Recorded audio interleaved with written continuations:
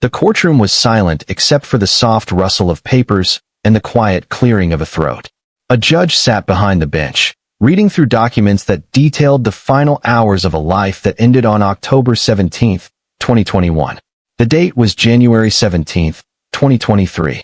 More than 15 months had passed since anyone had seen Heidi Planck alive. The judge looked up, eyes settling on the man seated in the gallery. Jim Wayne, a Beverly Hills hairstylist with weathered eyes and graying hair, sat rigid in his seat. His hands gripped the armrest. This was the moment he had been both dreading and needing. The moment when speculation would become legal fact. When the waiting would transform into something else entirely. The court will note that the petitioner has sufficiently satisfied the burden of proof in arguing for death, the judge stated, voice measured and professional. No reasonable inferences from the evidence adduced can lead one to determine that she remains alive. That is Heidi. Jim Wayne did not move. He had filed this petition himself, not because he wanted to, but because his son needed access to his mother's life insurance policy. Because bills needed to be paid. Because life, cruelly, continues even when answers do not come. The judge declared Heidi Planck legally deceased, her time of death established at 9 o'clock in the evening on October 17, 2021. The precise moment when her life ended inside a luxury high-rise in downtown Los Angeles, in circumstances that remain unclear to this day.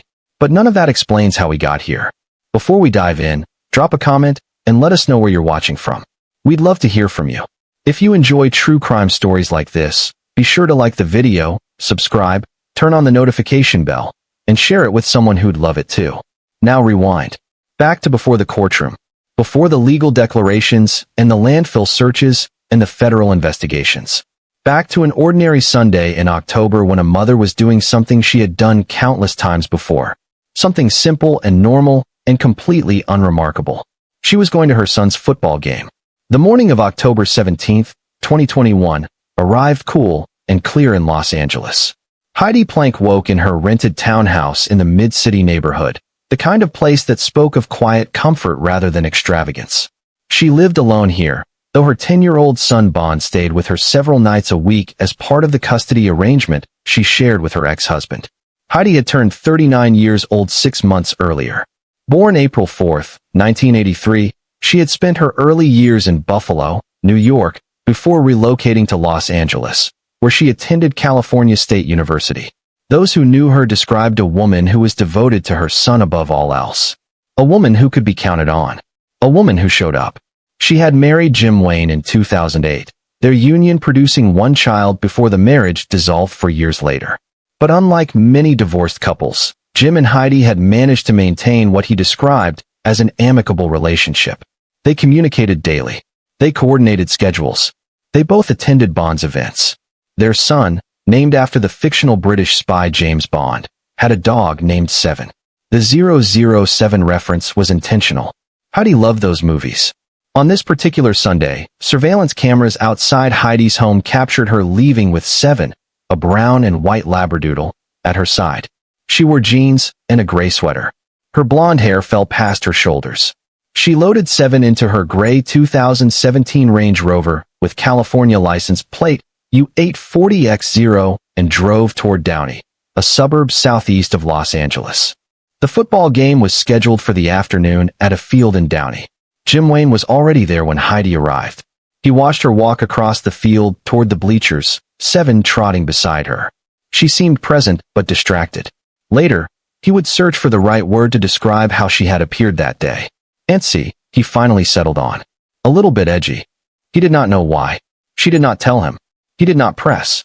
It was a youth football game on a Sunday afternoon, and whatever was bothering her seemed like something that could wait. The game began. Parents cheered. Children ran across the field in oversized helmets and shoulder pads. Heidi sat in the stands. She watched. But sometime around halftime, she stood up. Jim noticed her walking toward him. She said she had to leave early. He asked if everything was okay. She said yes, but did not elaborate. She walked back toward her Range Rover, Seven following behind her. The game was not yet over when she pulled out of the parking lot and drove away. That was the last time Jim Wayne saw his ex-wife alive. After the game ended, Heidi sent a text message to her son. She congratulated him on his team's win. The message arrived at approximately 4:45 in the afternoon. Bond texted her back. She did not respond. The sun was beginning its descent toward the Pacific Ocean when surveillance cameras next captured Heidi Planck. The timestamp read 6:30 in the evening. The location was an alleyway in downtown Los Angeles, between 11th and 12th Streets, near the intersection of Hope and Flower. She was walking Seven on a leash. The dog trotted beside her, tail wagging. They moved along the sidewalk outside a pair of gleaming towers that rose 37 floors into the Los Angeles skyline. This was Hope plus Flower, a luxury apartment complex that advertised unrivaled amenities and sweeping views of the city. Monthly rents in the building started at several $1,000s. The complex boasted swimming pools, a fitness center, communal spaces designed for entertaining, and security that required key card access to reach each floor. Heidi walked toward the entrance. She entered the building with Seven. Security cameras inside the lobby captured her moving through the space. She appeared calm, unhurried. Nothing in her body language suggested distress or fear. She was simply a woman walking her dog inside a building. But here is where the story fractures into something darker. Here is where the ordinary afternoon becomes something else entirely. Heidi Planck never appeared on security cameras leaving the Hope plus Flower building. At approximately 7 o'clock that evening, less than 30 minutes after Heidi was seen entering, a resident on the 28th floor of the complex discovered Seven wandering alone in the hallway. The Labradoodle had no leash, no owner, just a dog, confused and lost, pacing the carpeted corridors of a building where he did not belong. The resident took Seven into their apartment and checked the dog's microchip. The chip identified the owner as Heidi Planck. Contact information was listed. The resident tried calling the number. No answer. They left messages. Still no answer. Seven spent the night with this stranger. The next day passed. Then another. The calls went unreturned. Jim Wayne first sensed something was wrong on Tuesday, October 19th. He had called Heidi. She did not answer. He texted her. No response. This was unusual, but not yet alarming. Sometimes people got busy. Sometimes phones died. Sometimes messages got missed. He spoke to his son that evening. Did you talk to your mom last night? Jim asked. No, Bond said. I texted her, but she didn't text me back. Did you text her tonight? Yeah. She didn't respond to me. Jim felt the first prickle of genuine concern. He texted Heidi again that night. Nothing. Wednesday, October 20th, arrived. It was Heidi's day to pick Bond up from his private school in Westwood. The time for pickup approached. Heidi did not arrive. Minutes passed. Then an hour. Jim tried calling her again. Straight to voicemail. He drove to the school himself and collected his son. The worry that had been building in his chest solidified into something harder. Something certain. Heidi would never miss picking up her son. Not voluntarily. Not without explanation. Not without so much as a text message. Jim Wayne filed a missing persons report with the Los Angeles Police Department later that day. He explained that his ex-wife had disappeared, that she had missed her scheduled pickup, that this was completely unlike her. The LAPD Missing Persons Unit opened a case file. They began making inquiries. Where had she last been seen? Who had she last spoken to? Were there any signs of distress? And then, on October 21st, Jim received a phone call that would change the trajectory of the investigation entirely. The microchip company that had been contacted by the resident who found Seven finally reached Jim. They informed him that his ex-wife's dog had been located. The address they provided made no sense. Hope plus Flower. Downtown Los Angeles. 28th floor. Jim drove downtown immediately. He met the residents who had been caring for Seven. They handed over the dog. They explained they had found him wandering alone on their floor on Sunday evening. They had tried to reach the owner listed on the microchip, but received no response. Jim stood in the hallway of the 28th floor, Seven now at his side, trying to understand. Why would Heidi be in this building? She lived miles away. She had no friends here. No family. No known connection to anyone who resided at Hope plus Flower. He walked through the building with a growing sense of dread. He checked the parking garage. Her gray Range Rover was not there.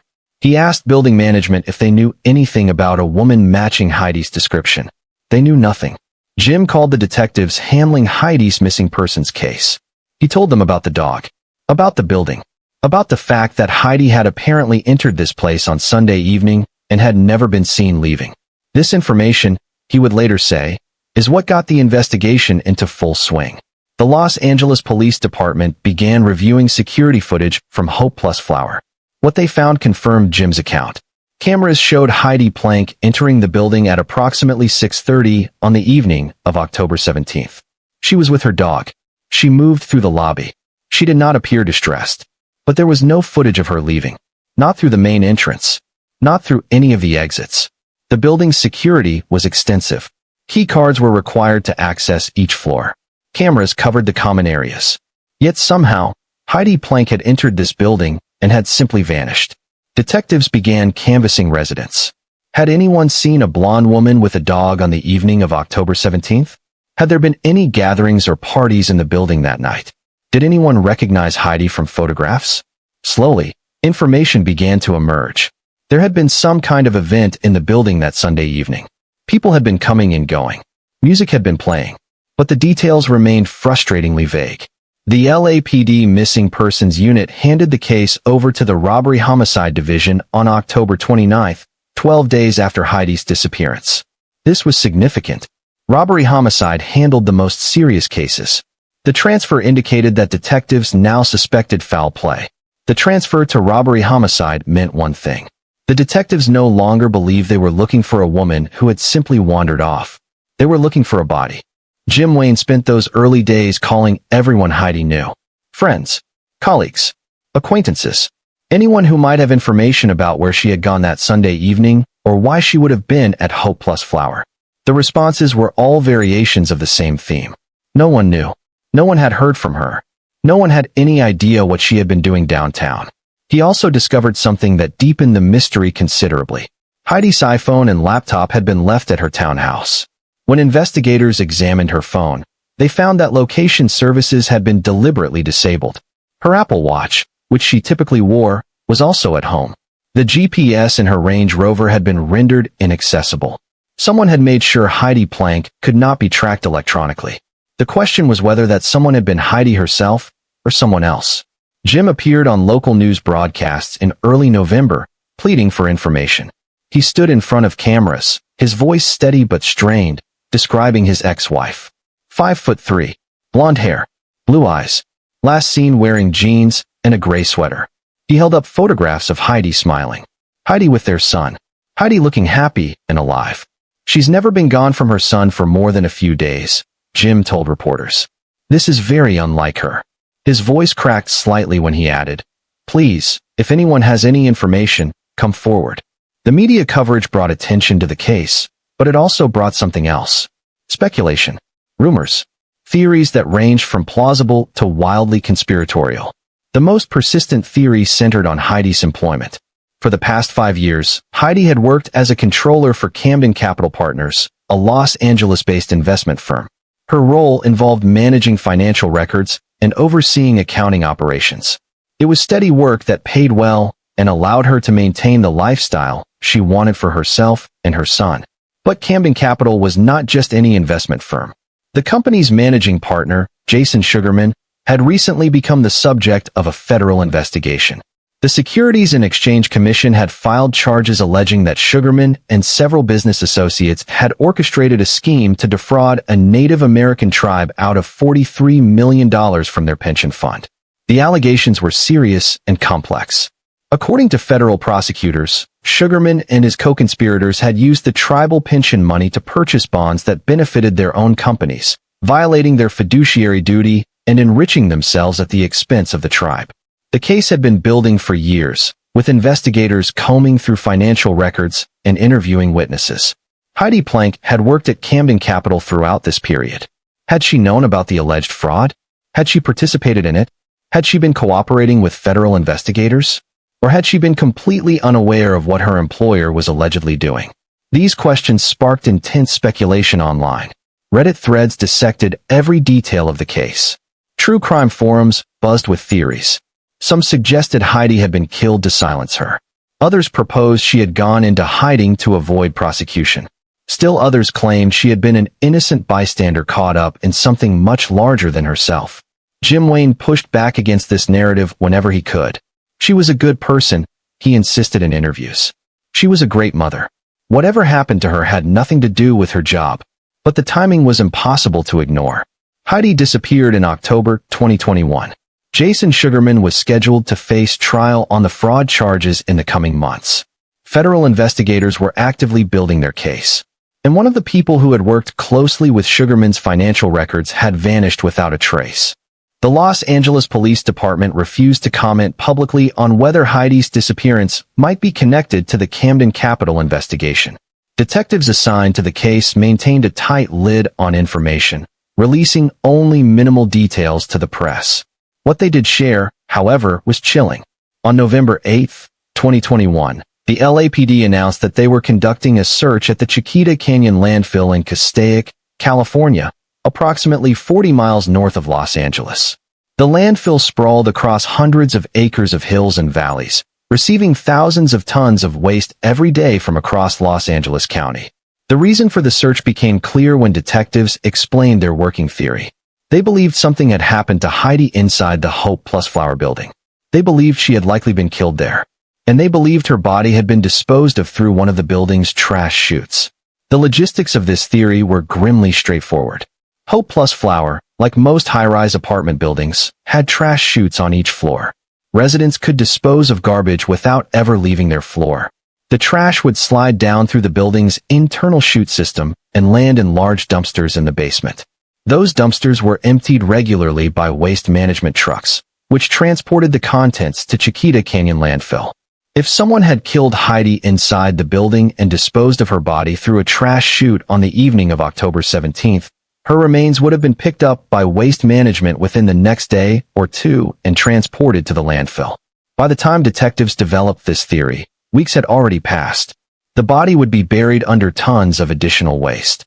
Finding anything in a landfill is an extraordinarily difficult task.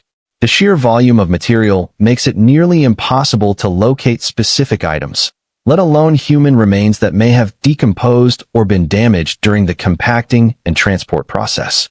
But the LAPD committed resources to the search anyway. Teams of investigators descended on Chiquita Canyon landfill in early November. They wore hazmat suits and used heavy equipment to move through sections of the dump that corresponded with the dates when waste from Hope Plus Flower would have arrived. They sifted through garbage. They examined debris. They searched for any sign of Heidi Planck. Days turned into weeks. The search continued. News helicopters captured aerial footage of the landfill, showing the massive scale of the operation. Jim Wayne waited. Bond waited. The public waited. On November 29th, the LAPD announced that the landfill search had concluded. They had found nothing. No body. No clothing. No evidence that Heidi Planck had ever been at Chiquita Canyon landfill. This development did not disprove the trash chute theory. It simply meant that if Heidi's body had been disposed of in that manner, it had not been recovered. The landfill was too vast, the task too monumental, the time elapsed too long. Detectives refocused their efforts on the Hope Plus Flower building itself. They knew Heidi had entered. They knew her dog had been found wandering alone. They knew she had never been captured on camera leaving. The building held answers. The question was how to extract them. Investigators began the painstaking process of interviewing every resident of the complex. Hundreds of people lived in Hope Plus Flower. Each one needed to be contacted. Each one needed to be asked the same questions. Were you home on the evening of October 17th? Did you see a blonde woman with a dog? Were you aware of any gatherings or parties in the building that night? The responses painted a picture of a building where privacy was highly valued and where residents often minded their own business. Many people had been out that Sunday evening. Others had been home, but had not noticed anything unusual. A few mentioned hearing music from somewhere in the building, but could not pinpoint which floor or apartment it had been coming from. Then detectives began hearing whispers about something else. Something that several residents seemed reluctant to discuss openly. There were rumors of illegal poker games being held in the building. High-stakes gambling sessions that attracted players from across Los Angeles. Events that operated in the shadows, known only to those invited. This information opened a new avenue of investigation. If illegal gambling had been taking place at Hope Plus Flower, it would explain why Heidi might have been there on the evening of October 17th. It would also explain why witnesses were reluctant to come forward.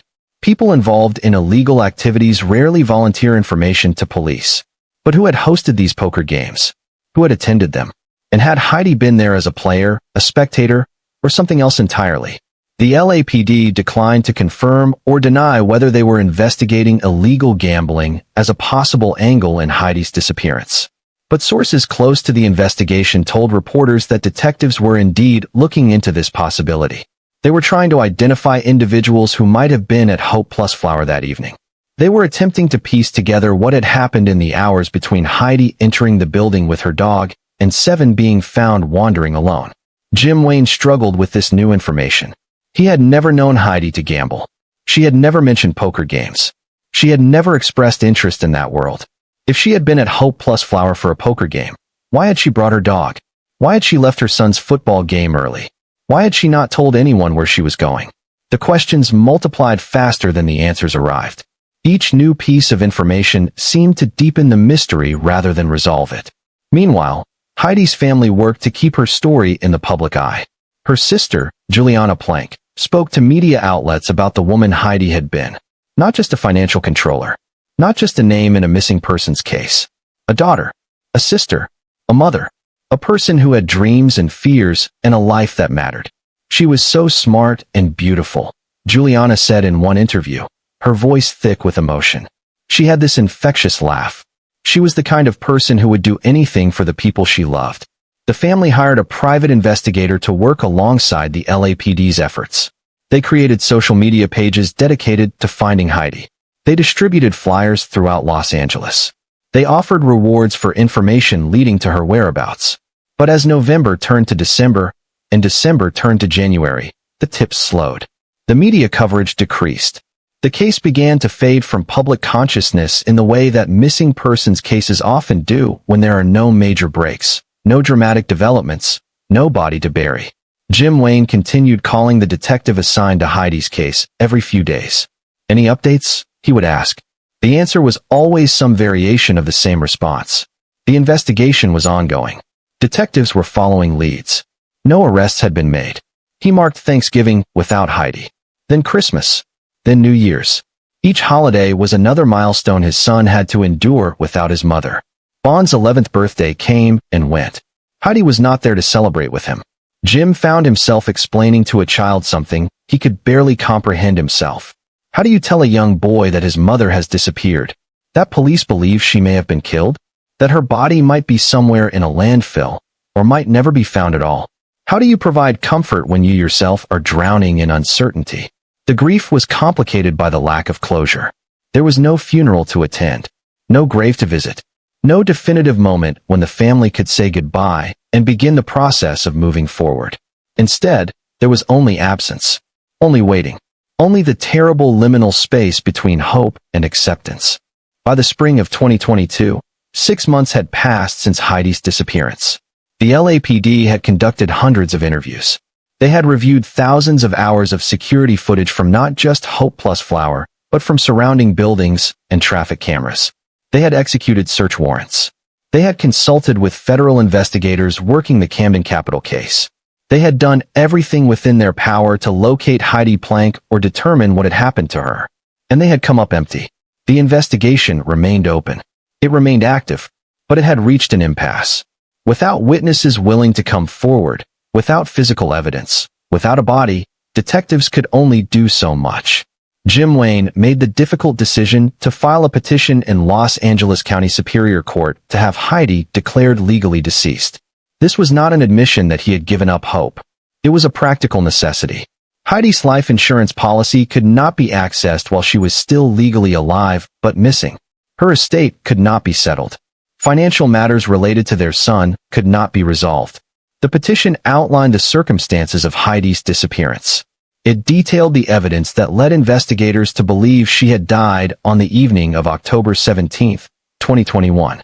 It argued that no reasonable person could conclude she was still alive given the totality of the circumstances. The court scheduled a hearing for January 2023, more than 15 months after Heidi had vanished. Which brings us back to that quiet courtroom, to the judge reading through documents, to Jim Wayne sitting in the gallery, waiting for legal recognition of what he already knew in his heart. The court granted the petition. Heidi Planck was declared legally deceased as of 9 o'clock in the evening on October 17, 2021. But a legal declaration does not bring a body home. It does not provide answers about what happened in those final hours. It does not identify who might be responsible. The story of Heidi Planck's disappearance remains unsolved. Her case file remains open at the Los Angeles Police Department. And somewhere in Los Angeles, someone knows what happened inside that building on the evening of October 17, 2021. But before we can understand what might have happened that night, we need to understand who Heidi Planck really was. Heidi Marie Planck came into this world on April 4, 1983, in Buffalo, New York. She was the daughter of parents who would later divorce, part of a family that would eventually scatter across the country in the way American families often do. Her childhood was ordinary in the best sense of the word. There were school plays and birthday parties and summer vacations. There were teenage years marked by the usual anxieties and joys. Those who knew her during those formative years remember a girl who was bright and personable. She had a way of making people feel seen. She listened more than she talked. She was the friend you called when something went wrong because you knew she would show up. Heidi moved to California in her early 20s, drawn westward like so many others by the promise of reinvention and sunshine. She enrolled at California State University, pursuing a degree in business administration. Los Angeles suited her. The city's energy matched something inside her, a restlessness that needed space to expand. She was in her mid-20s when she met Jim Wang. He was a hairstylist working at a salon in Beverly Hills, the kind of place where celebrities came to have their hair colored and cut. Jim had a gentleness about him, a quietness that balanced Heidi's more outgoing nature. They dated. They fell in love. They married in 2008. Their son Bond was born in 2011. For Heidi, motherhood was transformative. Friends noticed how completely she gave herself to this new role. She was the mother who volunteered for school field trips, who organized playdates, who knew all of her son's teachers by name. She was present in a way that felt increasingly rare. But the marriage to Jim did not survive. They separated in 2012, when Bond was still a toddler, and finalized their divorce shortly after. The reasons were private, the kind of incompatibilities that accumulate in a relationship until separation feels like the only honest option. But they were both determined to handle the divorce with grace, particularly for their son's sake. Jim would later describe their post-divorce relationship as genuinely amicable. They spoke every day, often multiple times. They coordinated Bond's schedule with the efficiency of business partners. They attended his sporting events together. They celebrated holidays as a family despite no longer being married. Jim kept photographs of Heidi in his home, not hidden away in drawers, but displayed openly, because their son deserved to see both his parents honored. "We were never enemies," Jim said in one interview. "We just weren't meant to be married. But we were always going to be Bond's parents, and we took that seriously." Heidi threw herself into building a career that could support the life she wanted to provide for her son. She had a degree in business. She had a mind for numbers and systems. She found work in financial services, moving through a series of positions at different firms, each one building on the skills she had developed at the last. In 2016, she was hired as a controller at Camden Capital Partners. The firm specialized in investment management, handling portfolios for high-net-worth individuals and institutional clients. The job required meticulous attention to detail, an ability to track complex financial transactions, and absolute discretion. Heidi excelled at all three. Her colleagues at Camden Capital described her as competent and professional. She was the person who caught errors before they became problems. She maintained organized records. She met deadlines. She was, by all accounts, exactly the kind of employee that any financial firm would want overseeing their books. But she was also living in Los Angeles, one of the most expensive cities in America, as a single mother. The financial pressures were constant. Rent consumed a significant portion of her income. Private school tuition for Bond was another substantial expense. There were music lessons and sports equipment, and all the small costs that accumulate when you are trying to give your child opportunities. Heidi rented a townhouse in Mid-City, a neighborhood that straddled the line between bohemian and gentrifying. It was not Beverly Hills or Santa Monica or any of the more prestigious zip codes. It was a practical choice for someone managing a budget. The townhouse had 2 bedrooms, one for her and one for Bond when he stayed with her. She decorated it with care, creating a space that felt warm and lived in. She drove the gray Range Rover, a 2017 model that suggested success without ostentation. She dressed well, but not extravagantly. She went to yoga classes and got her nails done and did the things that women in Los Angeles do to maintain themselves in a city that places enormous value on appearance. But beneath the surface of this carefully constructed life, there were stresses that few people knew about. Money was tighter than it appeared. The job at Camden Capital paid well, but not well enough to eliminate financial anxiety entirely. Heidi had debts. She had expenses. She had the weight of being solely responsible for her own financial stability. And then there was the matter of what was happening at her workplace. By 2020, whispers had begun circulating in financial circles about Camden Capital Partners. Federal investigators were asking questions. Subpoenas were being issued.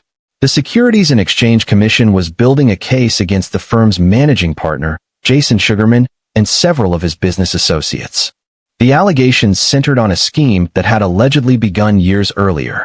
According to prosecutors, Sugarman and his co-conspirators had targeted the Atlantic Richfield Company Pension Fund, which belonged to the Atlantic Richfield Company and the Confederated Tribes of the Colville Reservation. The pension fund was worth hundreds of millions of dollars and was managed by trustees who had a legal obligation to invest the money wisely on behalf of tribal members. Sugarman and his associates had allegedly convinced these trustees to purchase bonds worth $43 million. But these were not ordinary bonds. They were bonds issued by companies that Sugarman and his co-conspirators controlled or had financial interests in. The purchases enriched Sugarman's network while exposing the pension fund to significant risk. When the scheme eventually collapsed, the pension fund lost millions. The tribal members whose retirement savings had been invested lost security. And federal prosecutors began building a criminal case that would eventually result in indictments. Heidi worked as a controller at Camden Capital throughout the period when these transactions were allegedly taking place. Her job involved maintaining financial records, processing transactions, and ensuring that the firm's accounting was accurate and compliant with regulations. Whether she knew about the alleged fraud became a subject of intense speculation after her disappearance. Jim Wayne was adamant that Heidi had nothing to do with any illegal activity. She was just doing her job, he insisted. She worked in the office. She managed the books. That doesn't mean she knew what was happening at the top. Others were not so sure. True crime enthusiasts who followed the case online pointed out that a controller would have had access to financial records that might reveal suspicious transactions. If federal investigators were building a case against Camden Capital, they would likely want to interview anyone who had worked closely with the firm's finances. Had Heidi been contacted by the FBI or SEC? Had she been asked to cooperate with the investigation? Had she known something that made her a liability to someone? These questions remained unanswered because Heidi could not be asked. She had vanished before anyone could determine what role, if any, she had played in the unfolding scandal at her workplace. What we do know is this. Heidi continued working at Camden Capital even as the federal investigation intensified. She showed up to the office. She performed her duties. If she was worried about potential legal exposure or if she had been contacted by investigators, she did not confide those concerns to her ex-husband or her family. Her sister Juliana would later say that Heidi seemed stressed in the months before her disappearance, but attributed it to the normal pressures of single motherhood and work. She was always juggling a lot, Juliana said. But that was just Heidi. She was a doer. She handled things. In the weeks immediately before October 17th, Heidi's behavior did not suggest someone planning to disappear. She had made appointments for the following week. She had purchased tickets to take Bond to a concert in November. She had been communicating normally with friends and family. There were no dramatic changes in her routine, no cryptic messages, no signs that she was preparing to vanish. But there were small things that, in retrospect, took on greater significance. Jim mentioned that she had seemed antsy at the football game. A friend recalled that Heidi had been quieter than usual during their last phone conversation, as if something was weighing on her mind. A colleague at Camden Capital would later tell investigators that Heidi had seemed distracted in the days before her disappearance, though the colleague could not point to anything specific. These observations are maddeningly vague, the kind of details that feel meaningful only after tragedy has occurred. In the moment, they were barely worth noting. Heidi was stressed. Heidi was distracted. So what? Everyone in Los Angeles is stressed and distracted. It is the baseline condition of modern urban existence. What made October 17th different was not Heidi's emotional state, but what she chose to do that evening. Or perhaps what she felt compelled to do. Or perhaps what someone convinced her to do. She left her son's football game at halftime. This was unusual, but not unprecedented. Maybe she had an errand to run. Maybe she was not feeling well. Maybe she had somewhere she needed to be. She sent Bond a congratulatory text at 4:45 acknowledging his team's win. The message was affectionate and normal. Nothing in the language suggested distress. And then, less than 2 hours later, she appeared on surveillance footage walking toward Hope Plus Flower with Seven at her side. This is where the known facts become frustratingly sparse. We know she entered the building. We know her dog was found wandering alone 30 minutes later. We know she never appeared on camera leaving. Everything else is speculation and theory. But to understand what might have happened, we need to understand the building itself. Hope Plus Flower was more than just an apartment complex. It was a symbol of Los Angeles's ongoing transformation from sprawling suburban city to dense urban metropolis. The Twin Towers rose 37 stories above downtown, offering luxury apartments with floor-to-ceiling windows and views that stretched from the Pacific Ocean to the San Gabriel Mountains. The building marketed itself to young professionals and wealthy transplants. The amenities were extensive: multiple swimming pools, a state-of-the-art fitness center, communal workspaces, entertainment areas with full kitchens and televisions. The units themselves ranged from studios to three-bedroom apartments, with monthly rents starting at around $3,000 and climbing well above $10,000 for the larger units. Security was a key selling point. The building required key card access to enter from the street level and to access each residential floor. Cameras monitored the lobbies, elevators, and common areas. The parking garage had its own security system. Residents were promised both luxury and safety. But security systems are only as effective as the people operating them. And in a building with hundreds of residents and guests coming and going at all hours, it was entirely possible for someone to slip through unnoticed if they knew what they were doing. Detectives working Heidi's case focused heavily on identifying who had been inside Hope Plus Flower on the evening of October 17th. They interviewed residents. They reviewed security logs. They examined key card access records to see which apartments had been accessed that evening. What they discovered was that there had indeed been some kind of gathering in the building that night. Multiple people had mentioned hearing music. Some residents had seen unfamiliar faces in the hallways and elevators. At least one resident reported that there appeared to be a party happening somewhere in the building, though they could not identify which specific unit. Investigators also heard rumors about illegal poker games being hosted at Hope Plus Flower. These were not casual games among friends. They were high-stakes gambling sessions that allegedly attracted serious players from across Los Angeles. The games were invitation only, known only to those plugged into certain social circles. If such games existed, they would have been illegal. California law prohibits unlicensed gambling operations. The organizers would have had every reason to keep these events quiet and to discourage participants from talking about them. This created a significant obstacle for investigators. If Heidi had been at Hope Plus Flower to attend or observe an illegal poker game, the people who had been there would be unlikely to come forward voluntarily. They would risk exposing themselves to criminal liability. They would risk being associated with a potential homicide investigation. The LAPD appealed to anyone who had been in the building that evening to contact them. They emphasized that they were focused on finding Heidi, not prosecuting unrelated crimes. They offered assurances that people who came forward with information would not necessarily face charges. The response was minimal. A few residents provided statements. A few people acknowledged they had been at Hope Plus Flower that evening, but claimed they had not seen Heidi or noticed anything unusual. Detectives were left trying to piece together a puzzle with most of the pieces missing. They knew Heidi had entered the building. They knew her dog had been found alone. They knew there had been some kind of social gathering. But they could not definitively connect Heidi to that gathering or identify who else had been present. The trash chute theory emerged from this investigative dead end. If detectives could not determine what had happened inside the building, they could at least pursue the most logical explanation for how Heidi might have left without being captured on camera. A trash chute offered a grim but plausible answer. Every floor in Hope Plus Flower had access to the building's waste disposal system. Someone could have placed Heidi's body in a trash chute on any floor, and it would have descended into the basement dumpsters below. From there, It would have been picked up by Waste Management and transported to Chiquita Canyon landfill. This theory explained why there was no exit footage. It explained why Heidi's body had not been discovered. It explained how someone could have disposed of evidence without being seen. But it was still just a theory. The landfill search had turned up nothing. Without physical evidence or witness testimony, detectives could not prove that this was what had happened. And so the investigation continued, even as the trail grew colder with each passing day.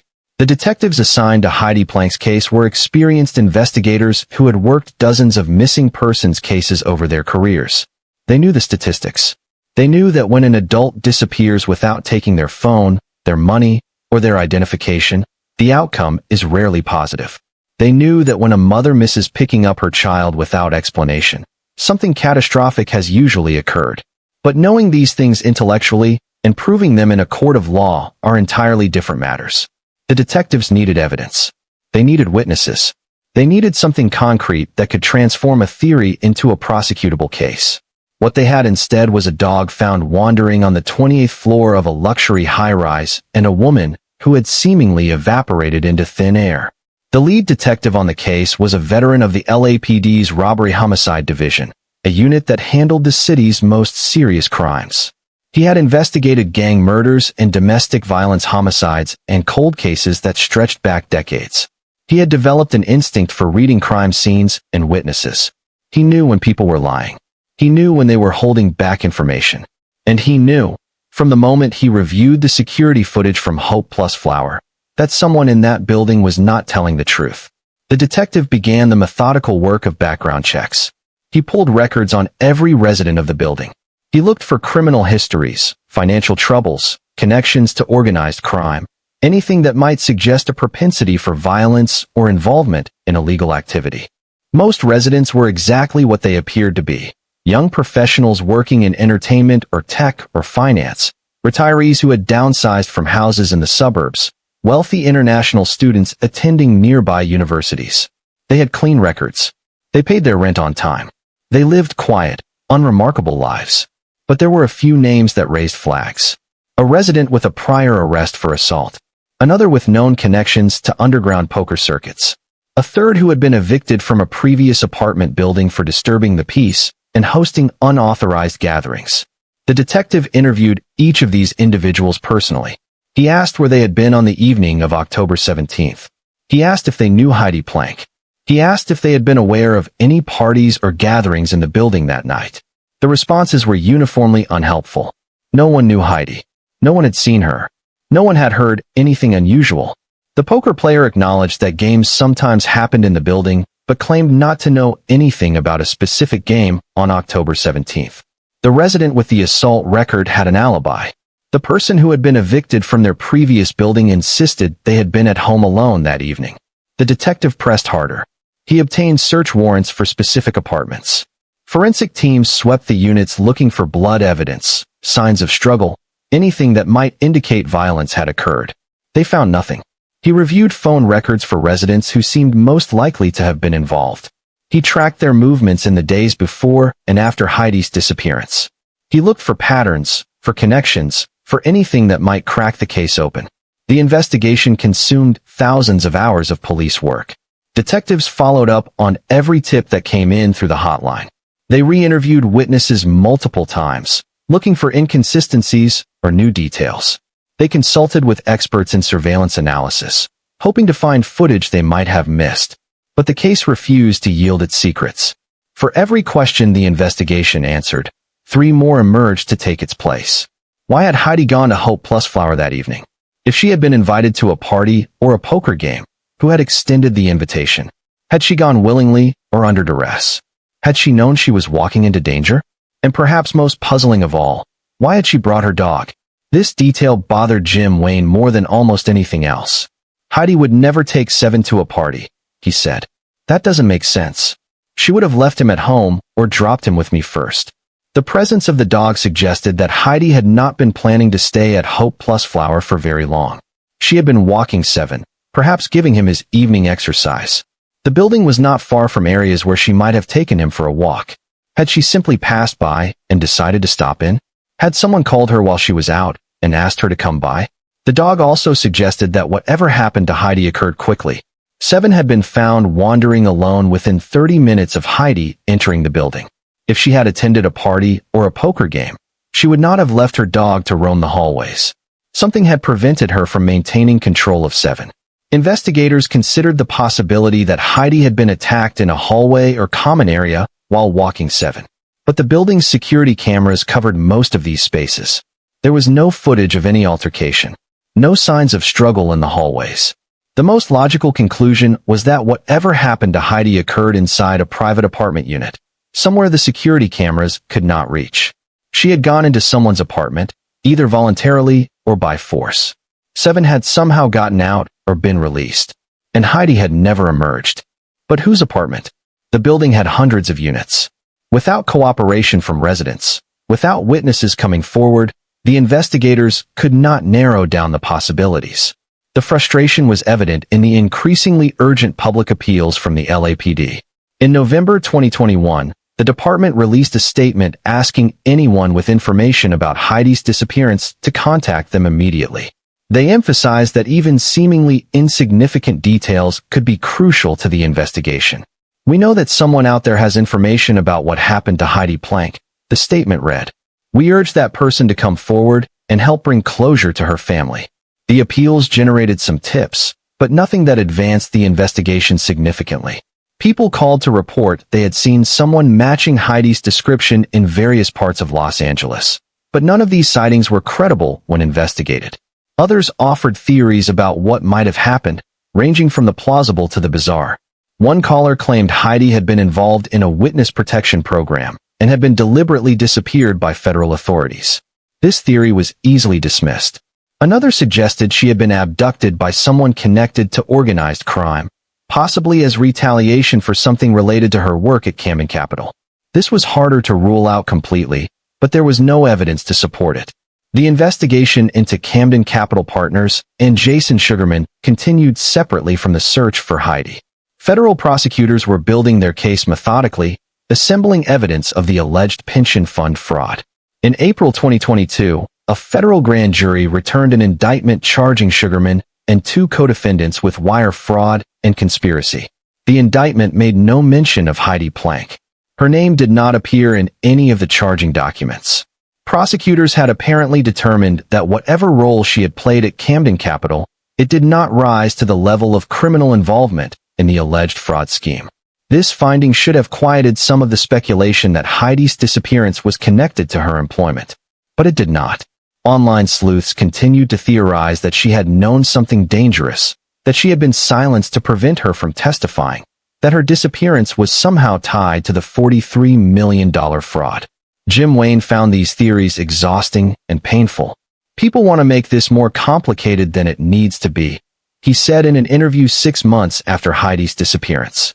"My ex-wife went to a building in downtown Los Angeles. Something happened to her there. That's what we know. Everything else is just noise." But the noise was deafening. Reddit threads dedicated to Heidi's case accumulated thousands of comments. True crime podcasts devoted episodes to analyzing every detail. Amateur investigators created elaborate timelines and maps, trying to piece together what might have happened. Some of this attention was genuinely helpful. People from across the country called in tips. Some provided information about the illegal poker scene in Los Angeles that detectives had not previously known. Others shared insights about the layout and security systems of high-rise buildings that helped investigators understand how someone might have moved through Hope plus Flower undetected. But much of the attention was simply voyeuristic. People treated Heidi's disappearance as entertainment, as a puzzle to be solved for their own amusement. They speculated wildly about her personal life, her relationships, her finances. They created scenarios out of thin air and presented them as fact. Juliana Planck, Heidi's sister, struggled with the public nature of the case. On one hand, "We need people to pay attention because maybe someone out there has information that could help," she explained. But on the other hand, "It's incredibly painful to see people treating my sister's life like it's some kind of true crime game. She was a real person. She had a family who loved her. This isn't entertainment for us." The family tried to maintain focus on what mattered, finding Heidi or finding out what happened to her. They worked with the LAPD. They hired private investigators. They distributed flyers throughout Los Angeles, particularly in the downtown area near Hope Plus Flower. Jim Wayne became the public face of the search. He appeared on local news broadcasts regularly, pleading for anyone with information to come forward. He offered a reward for tips leading to Heidi's whereabouts. He maintained a Facebook page dedicated to finding her, posting updates whenever there were developments in the case. He also had to explain to his son what was happening. Bond was 11 years old when his mother disappeared, old enough to understand that something terrible had occurred, but young enough to still cling to hope that she might come home. How do you tell a child that their mother is probably dead, but we don't have a body? Jim asked during one interview, his voice breaking. How do you explain that we don't know what happened or who did it? He keeps asking me when she's coming home, and I don't know what to tell him anymore. The psychological toll on Bond became a central concern. Child psychologists who specialize in trauma emphasize the particular cruelty of ambiguous loss, grief without closure. Bond could not properly mourn his mother because there had been no definitive confirmation of her death. But he also could not hold on to realistic hope that she was alive somewhere and would return. Jim made the decision to maintain routines as much as possible. Bond continued attending school. He played sports. He spent time with friends. Jim tried to create normalcy even as their lives had been fundamentally altered by Heidi's disappearance.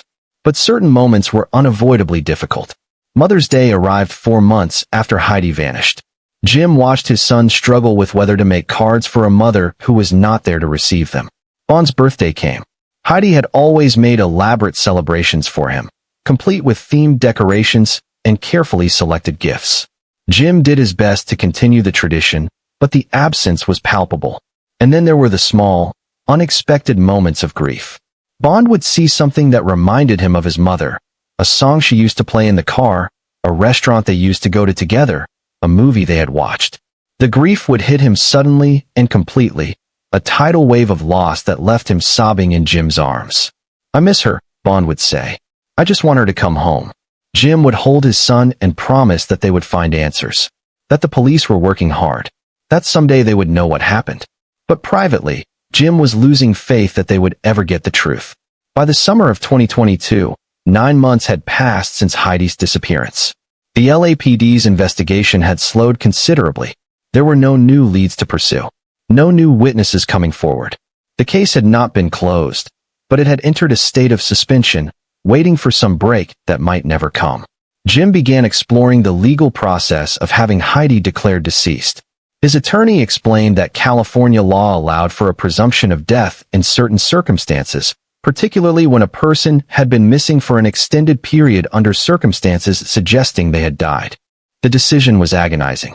Pursuing a death declaration felt like giving up, like accepting that Heidi was never coming back. But it was also necessary. Jim needed to access Heidi's life insurance policy to help support Bond. He needed to settle her estate. He needed to create some kind of legal closure, even if emotional closure remained elusive. The petition was filed in late 2022. A hearing was scheduled for January 17, 2023, more than 15 months after Heidi had last been seen alive. In the meantime, Jim continued his own private investigation. He drove to Hope Plus Flower regularly, parking outside the building and staring up at the towers. He tried to imagine what had happened to Heidi inside. He tried to understand why someone would have hurt her. He tried to make sense of something that refused to make sense. He also maintained contact with some of the residents he had interviewed in those early days of the investigation. A few had become friendly acquaintances, people who had been moved by his story and wanted to help however they could. They shared gossip about the building, information about people who had moved in or out, anything that might be relevant. One resident mentioned that there had been a shift in the building's atmosphere after Heidi's disappearance. People were more cautious, more suspicious of their neighbors. The sense of security that had been part of Hope Plus Flower's appeal had been shattered. Several residents had moved out, unwilling to live in a building where someone had potentially been murdered. The management company that owned Hope Plus Flower had initially cooperated fully with the investigation. They had provided security footage. They had allowed detectives to interview residents. They had granted access to apartments when search warrants were presented. But as the months passed and the investigation failed to produce an arrest, the management company became more concerned about the building's reputation. They stopped mentioning the case to prospective tenants. They removed any online references to the investigation. They tried, as much as possible, to move past the incident and restore Hope Plus Flowers' image as a desirable place to live. This bothered Jim deeply. "Someone died in that building," he said. "Someone killed my ex-wife, and they're still out there. And the building management just wants everyone to forget about it, so they can keep collecting rent." But what could he do? The investigation was in the hands of the LAPD. He had no legal authority to compel cooperation from residents or management. He could only wait and hope that somehow, someday, someone would come forward with the truth. The truth about who had been at Hope Plus Flower that evening. The truth about what had happened in those crucial 30 minutes between Heidi entering the building and Seven being found alone. The truth about where Heidi's body was and how it had been disposed of. These truths existed somewhere. In someone's memory. In someone's conscience. In some dark corner of knowledge that had not yet been exposed to light. And until those truths emerged, Heidi Planck would remain frozen in time. Forever walking into that building with her dog at her side. Forever 39 years old. Forever a mother who would never pick her son up from school again. To understand what might have drawn Heidi to Hope Plus Flower on that October evening, we need to examine the world she was living in during the months before her disappearance. A world that was becoming increasingly complicated by forces outside her control. Camden Capital Partners operated out of offices in Los Angeles, occupying space in a building that housed dozens of other investment firms and financial services companies. To an outsider, it looked like any other wealth management operation. Employees arrived each morning in business casual attire. They sat at desks staring at computer screens. They made phone calls and sent emails and conducted the mundane business of moving money from one account to another. But beneath this ordinary surface, federal investigators believed something criminal had been occurring for years. The scheme, as prosecutors would later allege, had required careful planning and the cooperation of multiple individuals across several states. It began with identifying a target, the pension fund of the Confederated Tribes of the Colville Reservation in Washington state. The fund was substantial, worth hundreds of millions of dollars, managed by trustees who had a fiduciary duty to invest the money wisely on behalf of tribal members. Jason Sugarman and his associates had allegedly approached these trustees with what appeared to be legitimate investment opportunities. They proposed purchasing bonds that would generate steady returns for the pension fund. The trustees, perhaps lacking the expertise to fully evaluate these investments, relied on assurances from Sugarman and his team that the bonds were sound.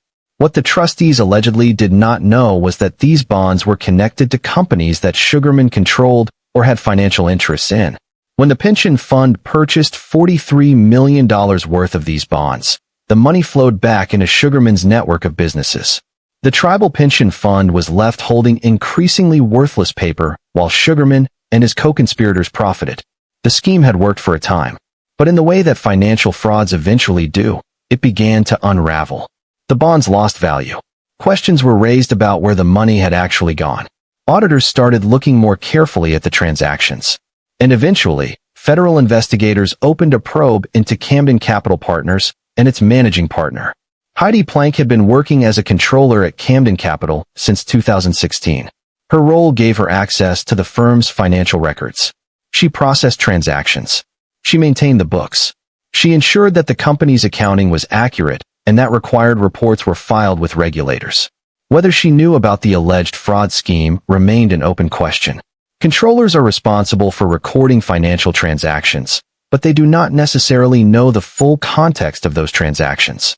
Heidi might have processed payments related to the bond purchases without understanding that those payments were part of a larger fraudulent scheme. Or she might have known exactly what was happening and chosen to remain silent. This was the theory that some online investigators favored. They speculated that Heidi had been complicit in the fraud, that she had helped conceal the illegal transactions through creative accounting, and that when federal investigators came calling, she had become a liability. But there was no evidence to support this theory. When the federal indictment against Sugarman and his co-defendants was unsealed in April 2022, Heidi's name did not appear anywhere in the charging documents. Prosecutors had not identified her as a target of the investigation. They had not even listed her as an unindicted co-conspirator. Jim Wayne believed this absence from the indictment proved that Heidi had not been involved in anything illegal. If she had done something wrong, they would have charged her, he argued. The fact that they didn't tells you everything you need to know. But the absence of charges did not necessarily mean Heidi had no knowledge of the fraud. It might simply mean that prosecutors could not prove her knowledge beyond a reasonable doubt, or that they had decided to focus on the primary architects of the scheme rather than pursuing everyone who had worked at the company. What we do know is that federal investigators from the SEC and FBI had been gathering evidence about Camden Capital for months before Heidi's disappearance. They had been interviewing witnesses. They had been subpoenaing documents. They had been building a case that would eventually result in criminal charges. Had they interviewed Heidi? Had they asked her to provide documents or testimony? Had they offered her immunity in exchange for cooperation? The FBI declined to comment on these questions, citing the ongoing nature of their investigation. But the timing of Heidi's disappearance, occurring just months before the indictments were handed down, raised inevitable questions about whether the two events were connected. There was another theory, one that gained traction in certain circles. What if Heidi had not been complicit in the fraud, but had discovered it? What if she had stumbled across evidence of the illegal transactions while performing her duties as controller? What if she had been planning to report what she knew to authorities? In this scenario, Heidi would have been a whistleblower rather than a co-conspirator. She would have been a threat to people who had millions of dollars at stake. And she would have had a very good reason to be afraid. But there was no evidence that Heidi had contacted law enforcement or regulators about suspected fraud at Camden Capital. There were no records of her reaching out to whistleblower hotlines. No colleagues reported that she had expressed concerns about illegal activity at the firm. The truth, as is often the case, likely fell somewhere between the extremes. Heidi probably knew that something irregular was happening at Camden Capital. She worked too closely with the numbers not to notice discrepancies or unusual transactions. But she may not have fully understood the extent of the fraud or her own potential legal exposure. She may have been wrestling with difficult questions in the months before her disappearance. Should she report what she suspected? Would that cost her her job? Could she be held legally responsible for transactions she had processed but not initiated? What was her obligation to her employer versus her obligation to follow the law? These were the kinds of questions that kept people awake at night. The kinds of moral dilemmas that created stress and anxiety and a sense of being trapped. Jim remembered Heidi mentioning work-related stress in the months before October. She had complained about long hours, about pressure from management, about feeling overwhelmed by the complexity of the firm's financial structure. But she had not mentioned anything specific about fraud or illegal activity. And Jim, trusting that Heidi would tell him if something was seriously wrong, had not pressed for details. Now he wondered if he should have asked more questions. If he should have noticed that her stress seemed different from ordinary job-related pressure. If there had been signs he had missed. The guilt of these questions weighed on him. But they could not change what had happened. They could only deepen the mystery of why Heidi had been at Hope Plus Flower on the evening of October 17th. Which brings us to the other major theory about Heidi's presence at the building, the illegal poker games. High-stakes underground poker has long been part of Los Angeles culture. The city's proximity to Hollywood, its concentration of wealth, and its loosely regulated nightlife scene have made it a natural hub for illegal gambling. These games operate in the shadows, known only to those connected to certain social networks. Unlike the glitzy casinos of Las Vegas, underground poker games in Los Angeles take place in private residences, rented penthouses, and luxury apartment buildings. They are invitation-only affairs where players might bet tens of thousands of dollars on a single hand. The organizers take a percentage of each pot, generating substantial income while exposing themselves to criminal liability. Law enforcement periodically raids these games, but the organizers are usually careful. They move locations frequently. They vet participants. They employ security to watch for police surveillance. They operate in buildings with doormen and security systems that make it difficult for law enforcement to execute surprise raids. Hope Plus Flower would have been an ideal location for such games. The building's security made it difficult for outsiders to enter unannounced. The luxury apartments provided comfortable settings with multiple rooms where different games could occur simultaneously. The wealthy residents would be less likely to complain about noise or suspicious activity. Detectives investigating Heidi's disappearance had heard from multiple sources that poker games were indeed being held at Hope Plus Flower. The sources were vague about specifics, who organized the games, how often they occurred, who attended them. But the consistency of the rumors suggested there was truth to them. Had Heidi been involved in this underground poker scene?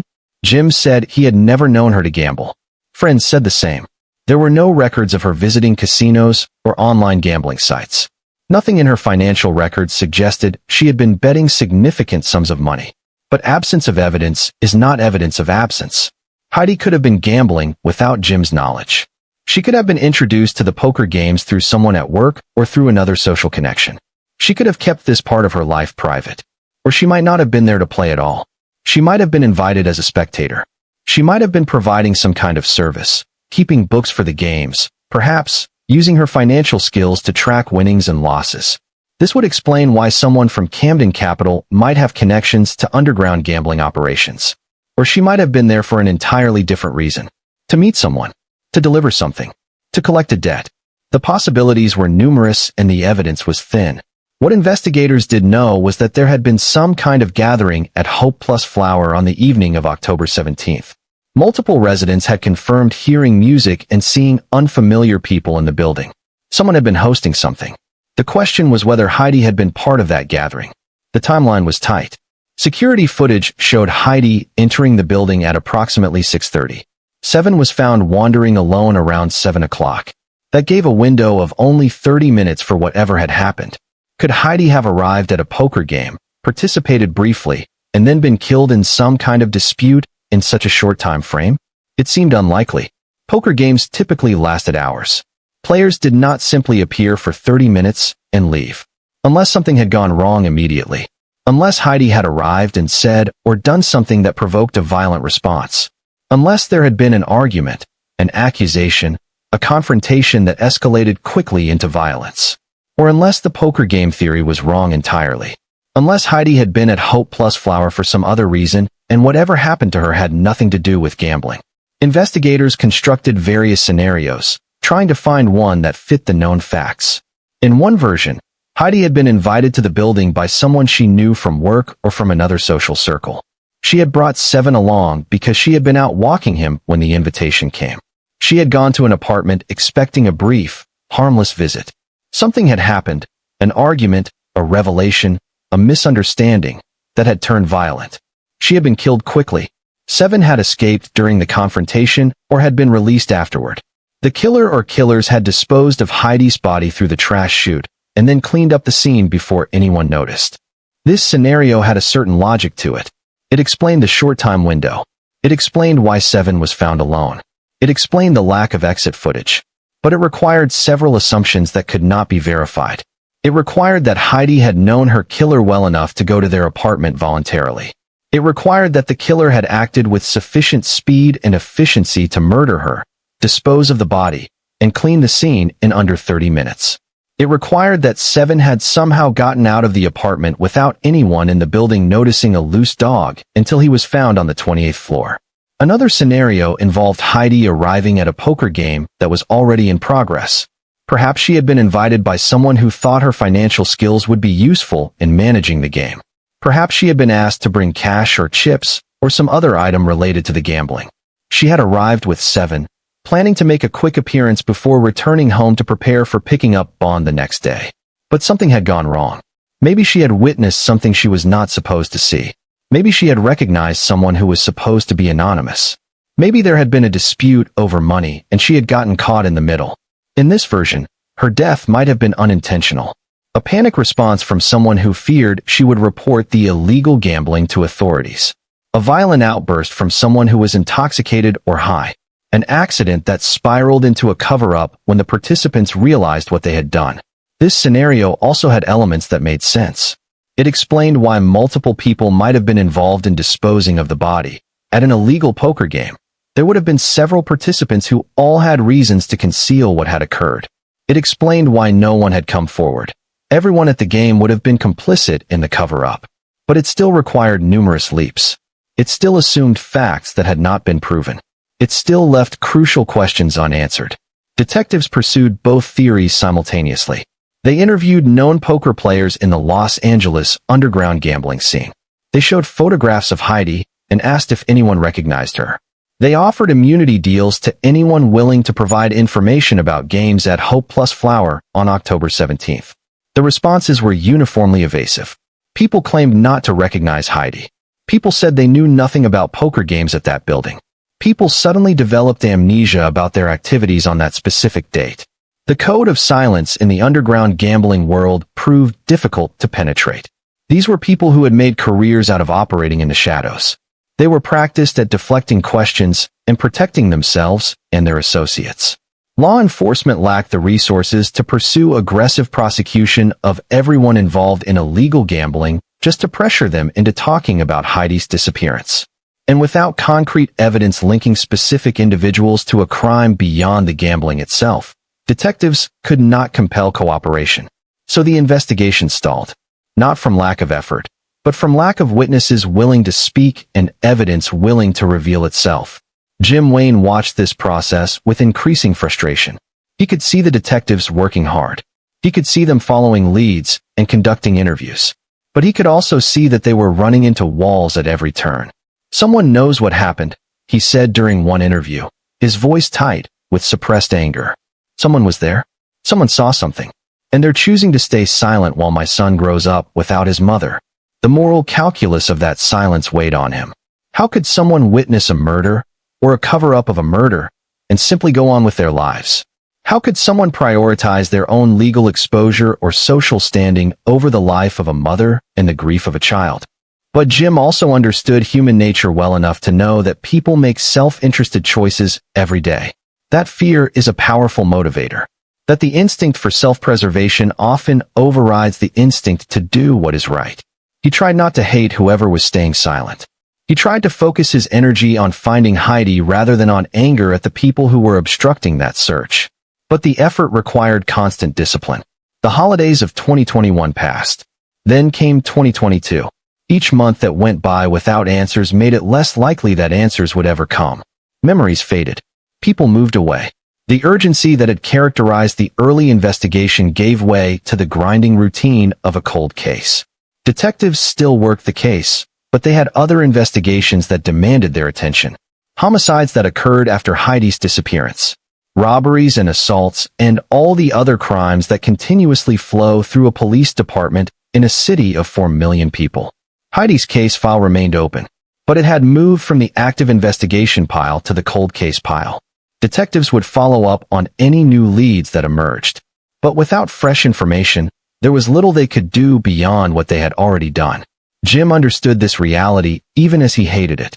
He understood that the LAPD could not dedicate unlimited resources to a single case indefinitely.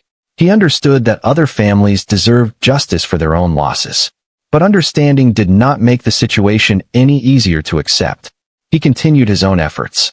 He maintained the Facebook page. He distributed new flyers periodically. He gave interviews to any media outlet that would have him.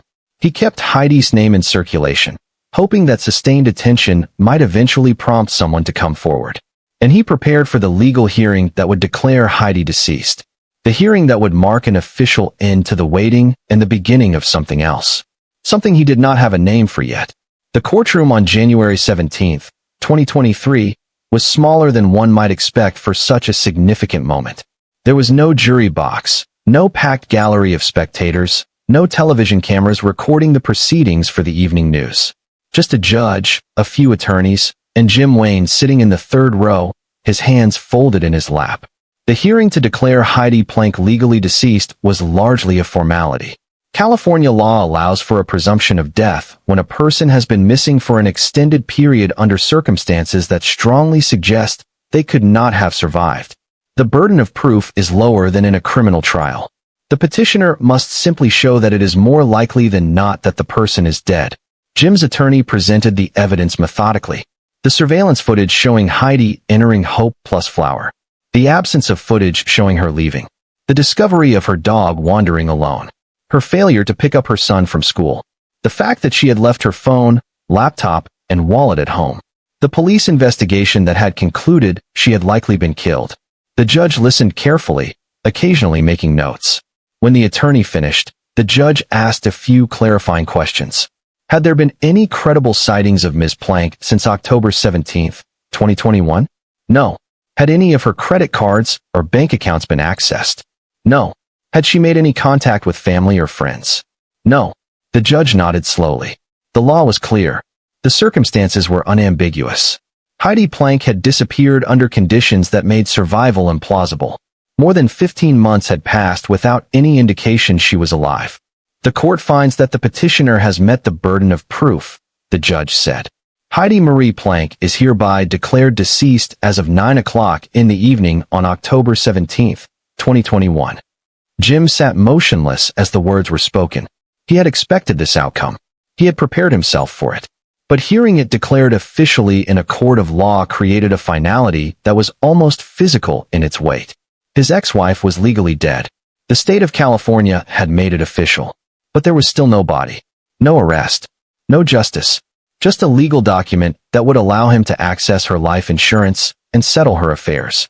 Outside the courtroom, Jim spoke briefly with reporters who had gathered to cover the hearing.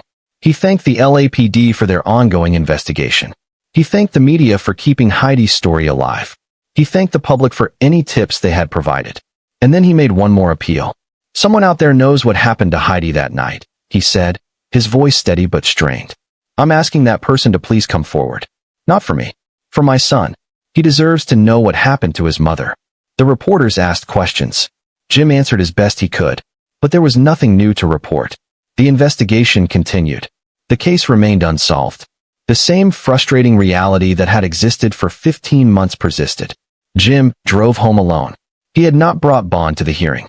His son did not need to sit in a courtroom and listen to a judge declare his mother dead. There would be time later to explain what the legal declaration meant. For now, Jim wanted to shield him from as much of the bureaucratic machinery of death as possible. But that evening, Jim had to have a conversation he had been dreading. He had to explain to his 12-year-old son that his mother had been officially declared deceased, that they could stop hoping she might walk through the door one day, that the waiting was over, even if the questions remained unanswered. Bond took the news quietly. He did not cry. He did not rage. He simply nodded and said, I knew she wasn't coming back. The acceptance in those words broke Jim's heart. His son had already moved through the stages of grief that Jim himself was still navigating. Bond had already accepted what Jim was only beginning to acknowledge. Heidi was gone. She was not coming back. The life they had known before October 17, 2021, was over. That night, Jim looked through old photographs of Heidi. Images from their wedding. Pictures of her pregnant with Bond.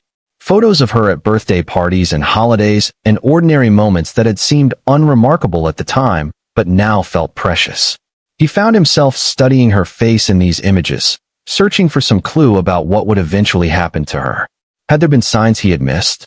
Had she known she was in danger? Had there been moments when she had wanted to confide in him, but had held back?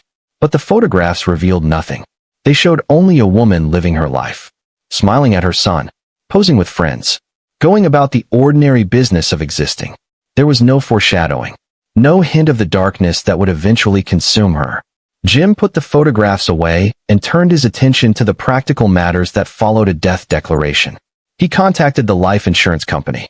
He began the process of settling Heidi's estate. He made arrangements to handle her debts and possessions. Among Heidi's belongings, he found items that deepened the mystery of her final hours. Her purse, which she had left at home on October 17th, contained her driver's license, credit cards, and some cash. Why would she have gone to downtown Los Angeles without her ID or money? Had she truly planned to make only a brief stop at Hope Plus Flower before returning home? Her laptop, when forensic experts examined it, revealed little of use to investigators. There were work emails related to Camden Capital, personal correspondence with friends and family, online shopping receipts. Nothing that suggested she had been planning to disappear or that she had been involved in anything illegal. Her phone records showed routine communications in the days before her disappearance. Text messages with Jim about Bond's schedule. Calls to friends making plans for the upcoming week. Nothing unusual or alarming. The digital footprint of Heidi's life suggested someone who had been planning for a future. She had made dinner reservations for the following weekend. She had scheduled a dentist appointment for herself. She had ordered gifts online that were set to arrive the week after she disappeared. These were not the actions of someone preparing to vanish. They were the actions of someone who expected to continue living an ordinary life. But something had interrupted that ordinary life. Something had drawn Heidi to Hope Plus Flower on a Sunday evening. Something that had seemed harmless enough that she brought her dog along. Something that had ended in her death. The LAPD detectives continued to pursue the case even after the death declaration.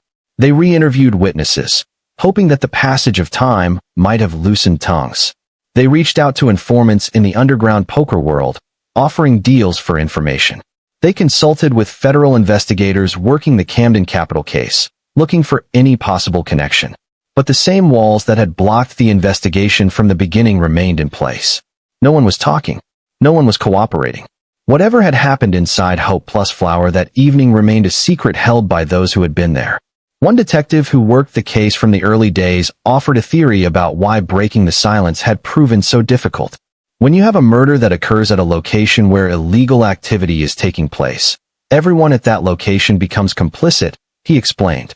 Even if they didn't participate in the murder itself, they're worried about being charged as accessories. They're worried about being prosecuted for the underlying illegal activity. So they stay silent. This dynamic created a nearly impossible situation for investigators. The very circumstances that might have led to Heidi's death, the illegal poker games, the secretive nature of the gathering, also created powerful incentives for witnesses to remain silent. The detective continued. In a normal homicide, you usually have witnesses who come forward because they want to see justice done. But when the witnesses are themselves engaged in criminal activity, their self-interest pushes them towards silence rather than cooperation. The LAPD tried various tactics to overcome this obstacle. They offered immunity deals. They emphasized that they were focused on solving a homicide, not prosecuting gambling offenses. They even suggested that witnesses could provide information anonymously through Crime Stoppers. But the appeals fell on deaf ears. Or perhaps they reached people who simply could not bring themselves to come forward, who were paralyzed by fear or self-interest, or some combination of both. Jim Wayne tried to understand this silence through the lens of his own grief. He wanted to believe that if he had witnessed a murder, he would immediately go to police. He wanted to believe that protecting an innocent child from the pain of never knowing what happened to his mother would override any concern about personal legal exposure. But he also recognized that it was easy to say what you would do in a hypothetical situation. Much harder to actually make the right choice when your own freedom was at stake. Much harder to risk everything to help a stranger, even a dead stranger who left behind a grieving child. Still, the silence infuriated him. He gave interviews where he directly addressed whoever might have information. "You may think you're protecting yourself by staying quiet," he said in one television appearance. "But you're also causing incredible pain to an innocent child who just wants to know what happened to his mother. Can you live with that? Can you look at yourself in the mirror knowing you could end a child's suffering, but you choose not to?" The emotional appeals generated some response. The LAPD received tips in the days following Jim's television appearances. But most of these tips led nowhere. People called to share their theories or their suspicions, but few had concrete information about what had actually occurred at Hope Plus Flower on October 17, 2021. Meanwhile, the federal case against Jason Sugarman and his co-defendants proceeded through the court system. In June 2022, Sugarman pleaded guilty to one count of conspiracy to commit wire fraud and one count of wire fraud. The plea deal acknowledged his role in the scheme to defraud the tribal pension fund. Sentencing was scheduled for later in the year. Prosecutors sought a substantial prison term, arguing that Sugarman had stolen millions from some of the most vulnerable victims imaginable, tribal members whose retirement security had been entrusted to his care. Jim Wayne followed the Camden Capital case closely, still hoping it might somehow yield information about Heidi's disappearance. But Sugarman's guilty plea made no mention of Heidi. The sentencing memorandums prepared by both prosecutors and defense attorneys contained no references to her. If there was a connection between the fraud scheme and Heidi's death, it was not apparent in the legal proceedings. Or perhaps prosecutors had simply chosen not to pursue that angle. Or perhaps there was no connection at all, and Heidi's employment at Camden Capital had been nothing more than an unfortunate coincidence that generated unfounded speculation. In October 2022, Jason Sugarman was sentenced to 57 months in federal prison. The judge who imposed the sentence spoke about the betrayal of trust that Sugarman's crimes represented, about the harm done to tribal members who had relied on him to safeguard their financial futures, about the need for deterrence to prevent similar frauds in the future. But the sentencing hearing included nothing about Heidi Planck. She was not mentioned. She was not acknowledged. Her disappearance remained separate from the legal consequences of the fraud scheme she had worked alongside for years. Jim attended the sentencing hearing, sitting in the back of the courtroom, watching as Sugarman was led away to begin his prison term. He felt no satisfaction. Sugarman's punishment would not bring Heidi back. It would not answer the questions that haunted Jim every day. After the hearing, Jim spoke to reporters outside the courthouse. "Justice was done today for the victims of the fraud," he said. "But there's still no justice for Heidi.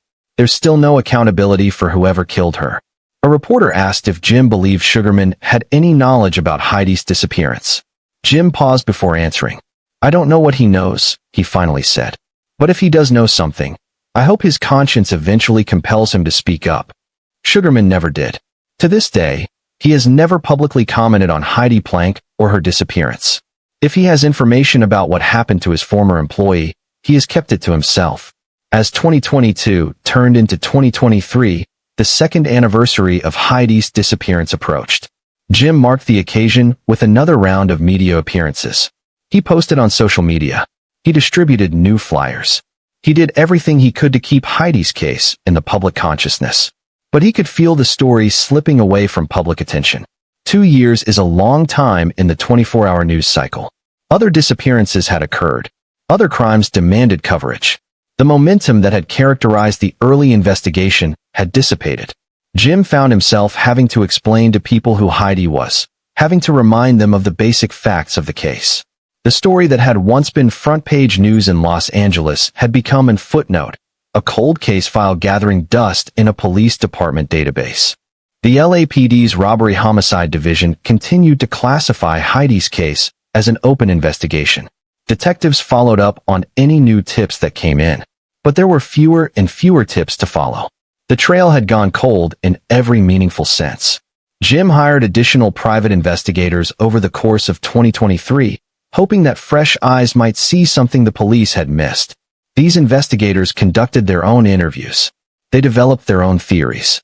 They pursued leads that the LAPD either did not have the resources to chase or had deemed not credible enough to warrant official investigation. But the private investigators encountered the same walls that had stopped the police.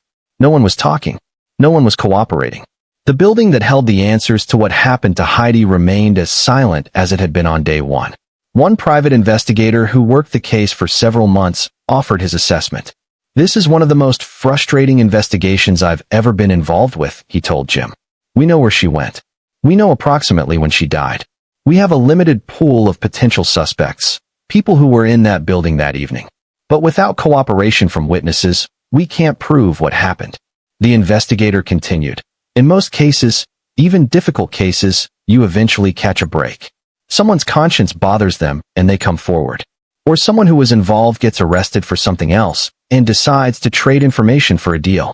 Or physical evidence surfaces that points you in the right direction. But in this case, nothing has broken. It's like everyone involved has just decided to take this secret to their graves." Jim absorbed this assessment with a heavy heart. He had spent 2 years hoping for a break that never came. He had spent 2 years waiting for someone to do the right thing. He had spent 2 years believing that justice would eventually prevail.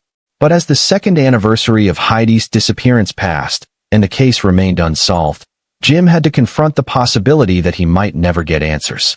That whoever killed Heidi might never face consequences. That his son might grow up never knowing exactly what happened to his mother. This was perhaps the cruelest aspect of the entire ordeal. The not knowing.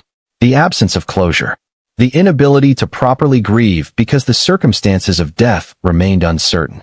Bond, now 13 years old, had learned to live with this uncertainty in ways that amazed and saddened his father. The boy had developed coping mechanisms. He talked about his mother in the past tense. He had accepted that she was gone. But he still had moments when the questions overwhelmed him. "Do you think she suffered?" Bond asked his father one evening. Jim did not know how to answer. He wanted to believe Heidi's death had been quick, that she had not experienced prolonged terror or pain. But he did not know. He could not know. So he told his son the truth. I don't know. I hope not. Do you think they'll ever find who did it? Again, Jim did not have a good answer. I don't know. But I promise you, I'll never stop trying to find out. These conversations became a regular part of their life together. Bond asking questions that had no answers. Jim providing what comfort he could while acknowledging the limits of what they knew. They established new rituals to honor Heidi's memory. On her birthday, they released balloons with messages written on them. On the anniversary of her disappearance, they visited places she had loved.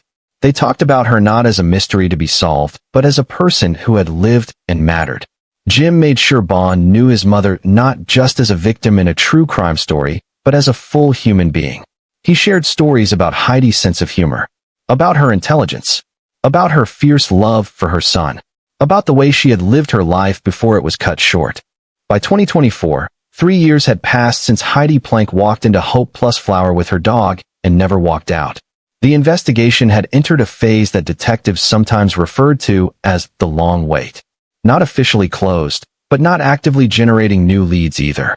The case file remained accessible to investigators. Tips that came in were still followed up on. But the daily urgency of the early investigation had given way to the patient, grinding reality of a cold case. Detective work on cold cases is different from active investigations. It requires a different mindset. Instead of chasing fresh leads and interviewing witnesses whose memories are recent, cold case detectives work with fragments, old interview transcripts, surveillance footage that has been reviewed dozens of times, evidence logs that detail every item collected from every location. The detective assigned to Heidi's case in this later period was a veteran of cold case investigations. He had solved murders that occurred decades earlier. He understood how to be patient, how to wait for the moment when someone's circumstances changed enough that they became willing to talk. Cold cases break when someone's motivation to stay silent changes. He explained in an interview about his work. Maybe they have a falling out with the person they were protecting. Maybe they get arrested for something else and want to trade information for a deal. Maybe their conscience starts bothering them after years of carrying the secret. You can't force these moments. You can only be ready when they happen. In Heidi's case, the detective periodically revisited witnesses who had been interviewed in the early days of the investigation. He would show up at their homes or workplaces unannounced. He would ask if they had remembered anything new, if their story had changed, if they were ready to tell the truth. Most of these conversations were brief and unproductive. People maintained the same stories they had told years earlier. They claimed not to know anything. They expressed sympathy for Heidi's family, but insisted they could not help. But occasionally, these visits yielded small pieces of new information. A resident who had initially claimed to be out of town on October 17, 2021, eventually admitted they had actually been home. They had not wanted to be involved in the investigation, so they had lied. But they still claimed not to have seen or heard anything unusual that evening.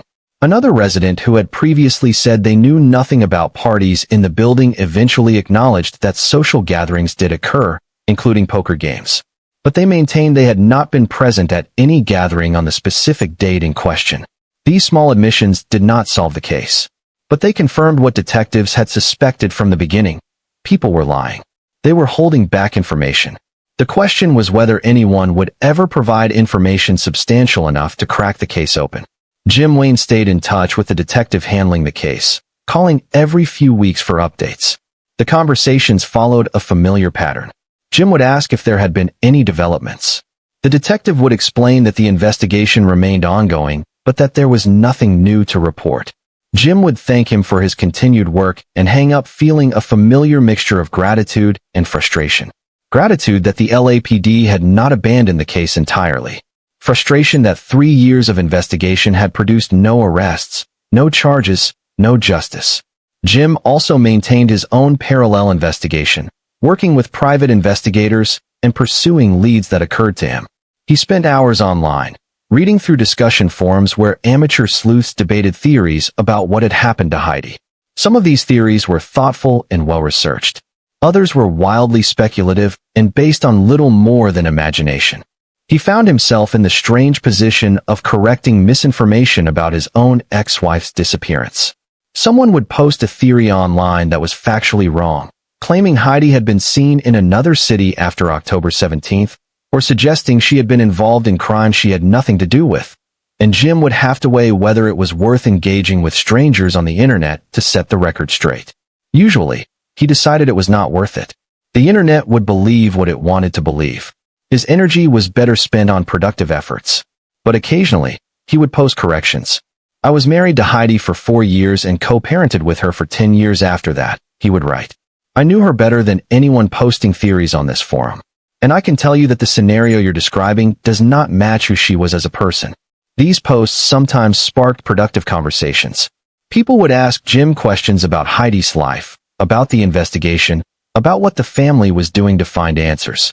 Jim would answer as thoroughly as he could without compromising the investigation or exploiting his son's privacy. Other times, his posts would attract conspiracy theorists who insisted they knew the real story, that Heidi had been silenced by powerful people, that the investigation was being covered up, that Jim himself was somehow involved. These accusations stung, even though Jim understood they came from people who did not know him or the situation. He would block the most aggressive conspiracy theorists and move on. He had learned that engaging with people who had made up their minds was a waste of emotional energy. Meanwhile, Hope Plus Flower continued operating as a luxury apartment building. New residents moved in. Old residents moved out. The building's management had worked hard to move past the stigma of the unsolved disappearance that had occurred within its walls. But for some residents, the knowledge that someone had likely been murdered in the building created a permanent unease. They would stand in elevators wondering if they were on the floor where it had happened. They would walk down hallways wondering if behind one of these doors was the apartment where Heidi had taken her last breath. One resident who had lived in Hope Plus Flower since before Heidi's disappearance eventually moved out in 2023. She gave an interview to a local news station explaining her decision. I just couldn't shake the feeling that someone in this building knows what happened, and they're walking around every day like nothing occurred, she said. Every time I saw my neighbors, I wondered, is it you? Were you there that night? I couldn't live like that anymore. Other residents adopted a different attitude. They rationalized that Los Angeles was a big city where bad things happened, that living in fear of something that occurred years ago was not productive, that the building's amenities and location outweighed the discomfort of its dark history. The building's management took the position that they had cooperated fully with the investigation and had done everything legally required of them. They could not control what had happened in a private residence. They could not be held responsible for the actions of residents or their guests. This was legally true, but it felt morally insufficient to many people, including Jim Wang. That building holds the answers, he said in one interview. Someone who lives there or who was visiting there knows what happened. And the building management could do more to encourage those people to come forward. What more they could do was unclear. The management had already provided security footage. They had already allowed detectives to interview staff and residents. They had already granted access when search warrants were presented. Short of conducting their own investigation or forcing residents to submit to interrogation, there was little else they could do within legal boundaries. But Jim's point was more about moral obligation than legal responsibility. He believed that institutions have responsibilities beyond what the law strictly requires. That when a crime occurs on your property, you have an obligation to do everything possible to help solve it, not just the minimum required by law. This perspective was shaped by his own experience of being Heidi's ex-husband and Bond's father. He had spent 3 years living with the weight of not knowing. He understood the particular torture of ambiguous loss. And he believed that anyone who could alleviate that suffering, even slightly, had a moral duty to do so. The psychological impact of Heidi's disappearance extended beyond her immediate family. Friends who had known her struggled with complicated grief.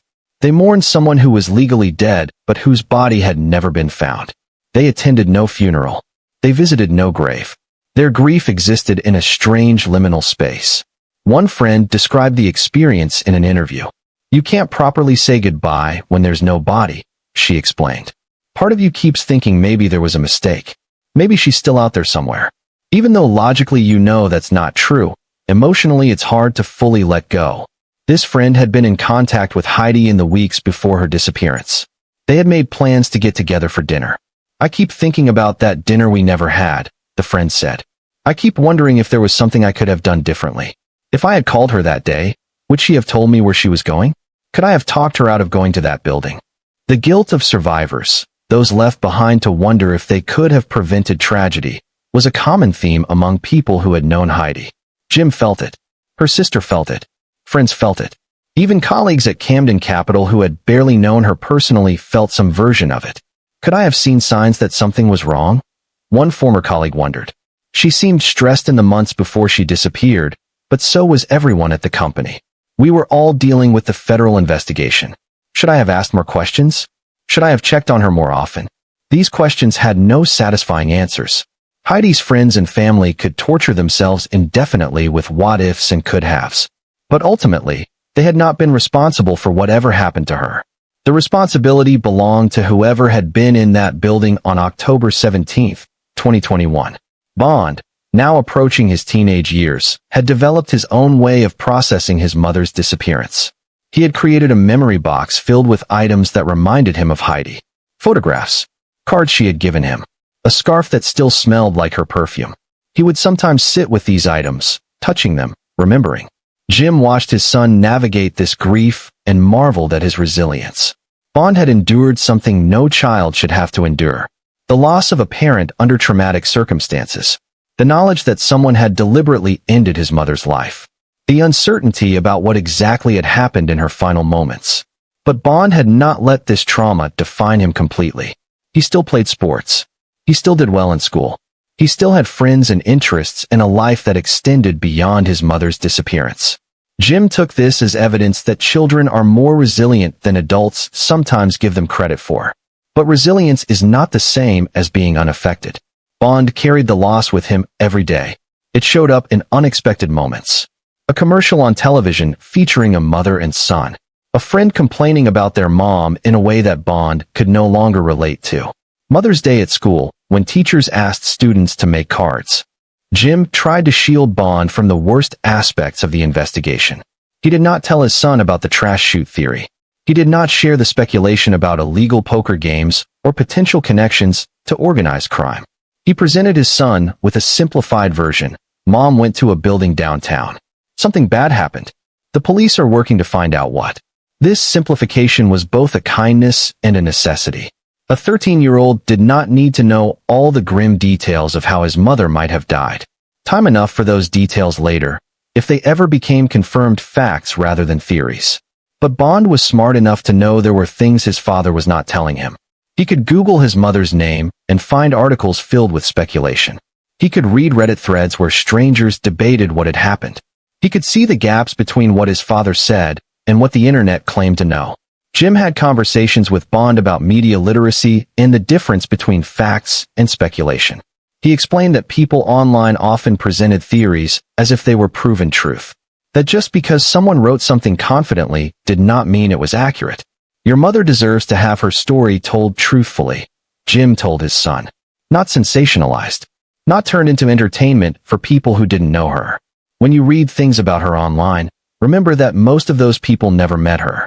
They don't know who she really was. Bond took this advice seriously. He learned to be skeptical of what he read. He learned to distinguish between credible news reporting and wild speculation.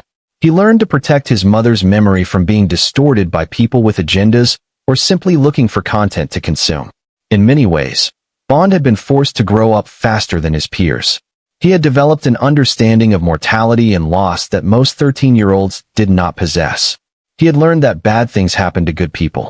That justice is not always served. That sometimes there are no answers to the questions that matter most. These were hard lessons for a child to learn. But they were also, in some sense, preparation for adult life. Bond would enter adulthood with fewer illusions than many of his peers. He would understand that the world is not always fair. That terrible things can happen without warning or explanation. Jim hoped that this understanding, hard one though it was, would serve his son well in the long run. That Bond would emerge from this tragedy with compassion for others who suffered. With resilience in the face of hardship. With an appreciation for the fragility of life and the importance of cherishing the people you love while you can. These were the silver linings Jim tried to find in an overwhelmingly dark situation. Because the alternative, allowing himself to drown in the injustice and senselessness of it all, was not sustainable. He had to keep functioning.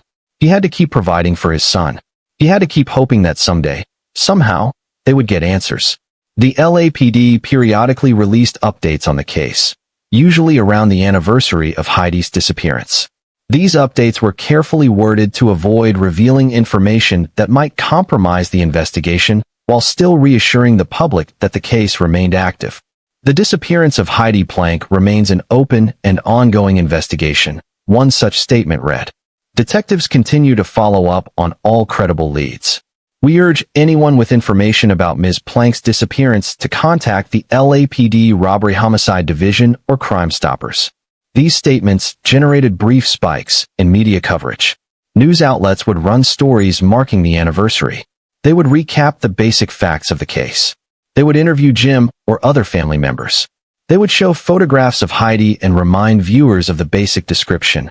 5'3", blonde hair, blue eyes, last seen wearing jeans and a gray sweater. And then, after a day or two, the coverage would fade again. The story would disappear from the news cycle until the next anniversary or until some major break occurred in the investigation. Jim understood this cycle. He understood that the media had limited attention span, that yesterday's tragedy became today's old news, that editors and producers had to make decisions about what stories would interest their audiences. But understanding did not make it less frustrating. Heidi deserved sustained attention. She deserved for her story to remain in the public consciousness until justice was served. She deserved better than to become a footnote, a cold case file, a cautionary tale told on true crime podcasts by people who never knew her. The podcasts were another source of complicated feelings for Jim. On one hand, they kept Heidi's story alive. They reached audiences that news coverage did not. They sometimes generated tips that ended up being useful to the investigation. On the other hand, some podcasts treated the case as entertainment. They speculated wildly. They presented theories as facts. They used dramatic music and theatrical narration to heighten tension in ways that felt disrespectful to Heidi's memory. Jim tried to be selective about which podcasts he cooperated with. He agreed to be interviewed by shows that demonstrated a commitment to factual reporting and respectful treatment of victims. He declined requests from shows that seemed more interested in sensationalism than truth. But he could not control what people said about Heidi. She was a public figure now, however unwillingly. Her disappearance was a matter of public record. Anyone could create content about her case whether Jim approved or not. This lack of control was yet another aspect of the nightmare Jim found himself living. He could not control what had happened to Heidi. He could not control the pace of the investigation. He could not control what people said about her online or in podcasts or in true crime forums. All he could control was his own response, his own efforts to find the truth, his own commitment to honoring Heidi's memory and protecting their son. So that is what he focused on. Every day, he made choices aimed at those goals.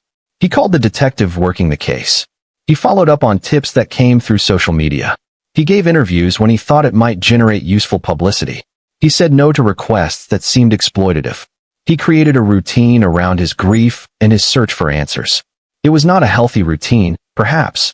It consumed more of his energy than was probably wise. But it gave him a sense of purpose. It gave him a way to channel his rage and sorrow into something productive. And it gave him something to tell Bond when his son asked what they were doing to find Mom's killer. "We're not giving up," Jim could say honestly. "We're doing everything we can. And someday, we'll get answers." Whether that was true, whether they would ever get answers, remained uncertain. But it was what Jim needed to believe to keep going. And so he believed it, or tried to, even on the days when belief felt impossible. By late 2024, nearly 4 years after Heidi's disappearance, the case had settled into a rhythm of quiet persistence. The LAPD maintained Heidi's file in their active cold case database. The detective assigned to the case kept a photograph of Heidi on his desk, a reminder that behind the evidence logs and witness statements was a real person whose life had been stolen. The detective had worked dozens of homicides over his career. He had seen terrible things. He had investigated cases where children were victims, where violence was senseless and brutal, where evil seemed to triumph over good. But Heidi's case bothered him in a particular way. "It's the knowing and not being able to prove," he explained in a rare candid moment. "We know she went into that building. We know she never came out. We have a pretty good idea of what happened to her. But without physical evidence, without witnesses willing to talk, We can't make a case that would hold up in court." The detective paused before continuing. "The worst part is knowing that someone out there is walking around free. They killed a woman. They disposed of her body. And they've gotten away with it for 4 years. They probably think they're going to get away with it forever." But the detective also knew that cases break in unexpected ways. He had seen it happen. A witness who had been silent for years suddenly developing a conscience. A participant in a crime getting arrested for something unrelated and deciding to trade information for a reduced sentence. A deathbed confession. A piece of physical evidence discovered in an unexpected location. "You never give up on these cases," he said. "You keep the file active. You keep following up on tips. You keep checking in with witnesses. Because you never know when someone's going to crack." In Heidi's case, the detective periodically reviewed the security footage from Hope Plus Flower, looking for anything that previous investigators might have missed. He studied the faces of people entering and leaving the building around the time Heidi was there. He looked for patterns in movement, for people who seemed nervous or suspicious, for any detail that might provide a lead. He also maintained a list of people who he believed had information about Heidi's disappearance, but were not cooperating. This list included residents of Hope Plus Flower who had given evasive answers during interviews. People known to be involved in underground poker games in Los Angeles. Associates of Jason Sugarman and Camden Capital Partners who might have known about threats against Heidi. The detective would periodically reach out to people on this list, sometimes through official channels, showing up at their homes or workplaces to ask questions, sometimes through intermediaries, letting it be known through mutual contacts that he was still interested in talking. These efforts rarely produced immediate results, but they served a purpose. They reminded people that the investigation was ongoing, that someone was still paying attention, that getting away with murder required maintaining silence indefinitely, and that the longer the silence lasted, the more likely it was that someone would eventually break. The detective also worked closely with the FBI agents investigating the Camden Capital fraud. While there was no proven connection between the fraud scheme and Heidi's disappearance, the detective believed it was too significant a coincidence to ignore. Heidi had worked as a controller for a company whose managing partner was now in federal prison for fraud. She had disappeared during the same period when federal investigators were building their case. The FBI had interviewed everyone connected to Camden Capital as part of their investigation. They had reviewed thousands of pages of financial records. They had built a comprehensive picture of how the fraud scheme operated. And nowhere in that picture did Heidi Planck appear as a participant in the illegal activity. She was a mid-level employee who kept the books, one FBI agent explained. There's no evidence she knew about the fraud or benefited from it. She was processing transactions that her superiors told her to process. That doesn't make her culpable. But the agent acknowledged that Heidi's position meant she would have had access to financial records that might have been relevant to the investigation. If she had wanted to blow the whistle, she could have provided useful information, the agent said. Whether she ever considered doing that, we don't know. This uncertainty left room for speculation. Had Heidi been planning to cooperate with federal investigators? Had she discovered something that made her a threat to people involved in the fraud? Had she been silenced to prevent her from testifying? The FBI agent was skeptical of these theories. If someone wanted to silence a potential witness, there are easier ways to do it than murder, he said. You can threaten them. You can pay them off. You can discredit them. Murder creates a whole new set of problems. Police investigations, media attention, risk of getting caught. It's usually a last resort, not a first option. The agent's point was well taken, but it did not eliminate the possibility that Heidi's death was connected to Camden Capital. It simply meant that if there was a connection, it was not obvious from the evidence currently available. Meanwhile, the underground poker world in Los Angeles continued to operate in the shadows. Detectives working vice cases periodically raided high-stakes games and arrested participants. But these raids rarely produced information about Heidi's case. One veteran vice detective who had spent years investigating illegal gambling in Los Angeles offered his perspective. The poker scene is insular, he explained. These aren't random people playing cards. They're part of networks. They know each other. They trust each other. And one of the ways they maintain that trust is by keeping their mouths shut when something goes wrong. The detective continued, if someone got killed at one of these games, even accidentally, the people there would be motivated to cover it up, not just to protect themselves from murder charges, but to protect the game itself. If word got out that someone died at a poker game at Hope Plus Flower, that location would be burned. No one would want to play there anymore. So everyone who was there has an interest in maintaining silence. This analysis aligned with what the homicide detective had suspected from the beginning. The silence surrounding Heidi's disappearance was not just about individual self-interest. It was about protecting a larger system of illegal activity that many people benefited from. Breaking that silence would require either finding someone whose loyalty to the system was weaker than their fear of legal consequences, or finding physical evidence that could build a case without relying on witness testimony. The physical evidence in Heidi's case was frustratingly limited. Her body had never been found. No blood evidence had been discovered at Hope Plus Flower despite extensive searches. No weapon had been recovered. No witnesses had come forward claiming to have seen violence or heard screams. What investigators did have was circumstantial evidence. Security footage showing Heidi entering the building. The discovery of her dog wandering alone. Her failure to pick up her son. The fact that her devices had been disabled. The fact that she had left her phone and wallet at home. This evidence strongly suggested that something bad had happened to Heidi. But it did not prove who had harmed her or exactly how she had died. And without that proof, prosecutors could not bring charges even if they had a suspect in mind. The trash chute theory remained the most plausible explanation for how Heidi's body had been disposed of. The theory was supported by logic and circumstance. A body placed in a trash chute would descend to the basement dumpsters. Those dumpsters would be emptied by waste management within a day or two. The contents would be transported to a landfill and buried under tons of additional waste. The failed landfill search did not disprove this theory. It simply meant that if Heidi's body had been disposed of in this manner, it had not been recovered. The landfill was vast. The search had been limited in scope and duration. The chances of finding human remains in such conditions were always low. But the trash chute theory, while plausible, left questions unanswered. Who had put Heidi's body in the chute? Had it been one person or multiple people? Had they acted in panic or with premeditation?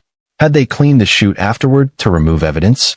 Investigators had examined the building's trash chutes looking for blood evidence, hair, fibers, anything that might indicate a body had passed through. They found nothing conclusive. The chutes were used daily by hundreds of residents. Any evidence that might have existed in October 2021 had long since been contaminated or removed by normal use. The building's dumpsters had also been examined, but weeks after the fact. By the time detectives developed the trash chute theory, those specific dumpsters had been emptied hundreds of times. Any evidence they might have contained was gone. This was the frustrating reality of the investigation. Every lead ended in a dead end. Every theory was plausible, but unprovable. The case was like a puzzle with most of the pieces missing and no picture on the box to guide the assembly. Jim Wayne lived with this frustration daily. He had spent 4 years searching for answers. For years hoping for a break in the case. For years watching his son grow up without his mother. Bond was now 14 years old. He was in high school. He had grown several inches since his mother disappeared. His voice had deepened. He was becoming a young man, reaching milestones that Heidi would never witness. Jim documented these milestones carefully. He took photographs at Bond's sporting events. He attended parent-teacher conferences alone and took notes to share with no one. He marked holidays and birthdays with the acute awareness that Heidi's absence made every celebration bittersweet. He had also had to make difficult decisions about how to talk to Bond about his mother as he matured. When Bond was 11, Jim had given him a simplified version of events. But now that Bond was 14 and capable of more sophisticated understanding, Jim had begun sharing more details. He told Bond about the security footage, about the trash chute theory, about the investigation's lack of progress. He did this carefully, gauging Bond's emotional state, making sure his son could handle the information. Bond's response surprised Jim. Rather than being traumatized by the details, Bond seemed relieved to finally know the truth. "I knew you were keeping things from me," Bond said. "I could tell. I've been reading about the case online. I know what people are saying." This confession led to a longer conversation about the difference between what was actually known and what was speculated about online. Jim walked his son through the verified facts versus the theories. He explained why the investigation had stalled. He answered Bond's questions honestly, even when the honest answer was, "I don't know." "Do you think she's in the landfill?" Bond asked. Jim took a deep breath before answering. "I think it's possible. The police think it's the most likely scenario. But we don't know for sure. Will they ever find her? I don't know. The landfill is huge. And it's been 4 years. Even if she's there, finding her would be nearly impossible. Bond processed this information quietly. Then he asked the question that Jim had been dreading. Do you think the person who did it will ever be caught? Jim wanted to say yes. He wanted to reassure his son that justice would prevail. But he had learned the hard way not to make promises he could not keep. I hope so, he said. The detective working the case is good. He hasn't given up. And sometimes cases break years later. So there's always a chance. But you don't really believe that, do you? Jim met his son's eyes. He saw in them a wisdom and sadness that no 14-year-old should possess. I want to believe it, he said. I choose to believe it because the alternative is too painful. But honestly, I don't know. I just don't know. This conversation marked a shift in Jim and Bond's relationship. They had moved past the parent-child dynamic where Jim protected Bond from harsh realities. They were becoming something closer to partners in grief, both navigating the same impossible situation from different perspectives. Bond began accompanying Jim to some of his meetings with the detective. He listened as tips were discussed and leads were pursued. He asked intelligent questions about the investigation. He wanted to understand not just what had happened to his mother, but how the system worked that was supposed to find answers. The detective was initially hesitant about including Bond in these discussions, but he came to respect the young man's maturity and his need to be involved in the search for his mother's killer. Some kids would fall apart under this kind of stress, the detective observed. But Bond is handling it with remarkable strength. That strength was tested repeatedly. Every time a tip came in that seemed promising, Bond would allow himself to hope that this might be the breakthrough. And every time the tip led nowhere, he had to absorb the disappointment. There was the tip from someone who claimed to have overheard a conversation at a bar about a body being disposed of at Hope Plus Flower. The detective investigated thoroughly. The tip turned out to be based on misheard conversation about a completely different incident. There was the anonymous call to Crime Stoppers from someone who said they had been at a party at Hope Plus Flower on October 17th and had information about what happened. The detective spent weeks trying to trace the call and identify the caller. It turned out to be a hoax, someone who had read about the case online and wanted attention. There was the psychic who contacted Jim claiming to have had visions about where Heidi's body was located. Jim was skeptical but desperate enough to pass the information to the detective. The locations the psychic described were searched. Nothing was found. Each false lead was a small heartbreak. Each disappointment reinforced the terrible reality that they might never get answers. But Jim and Bond continued.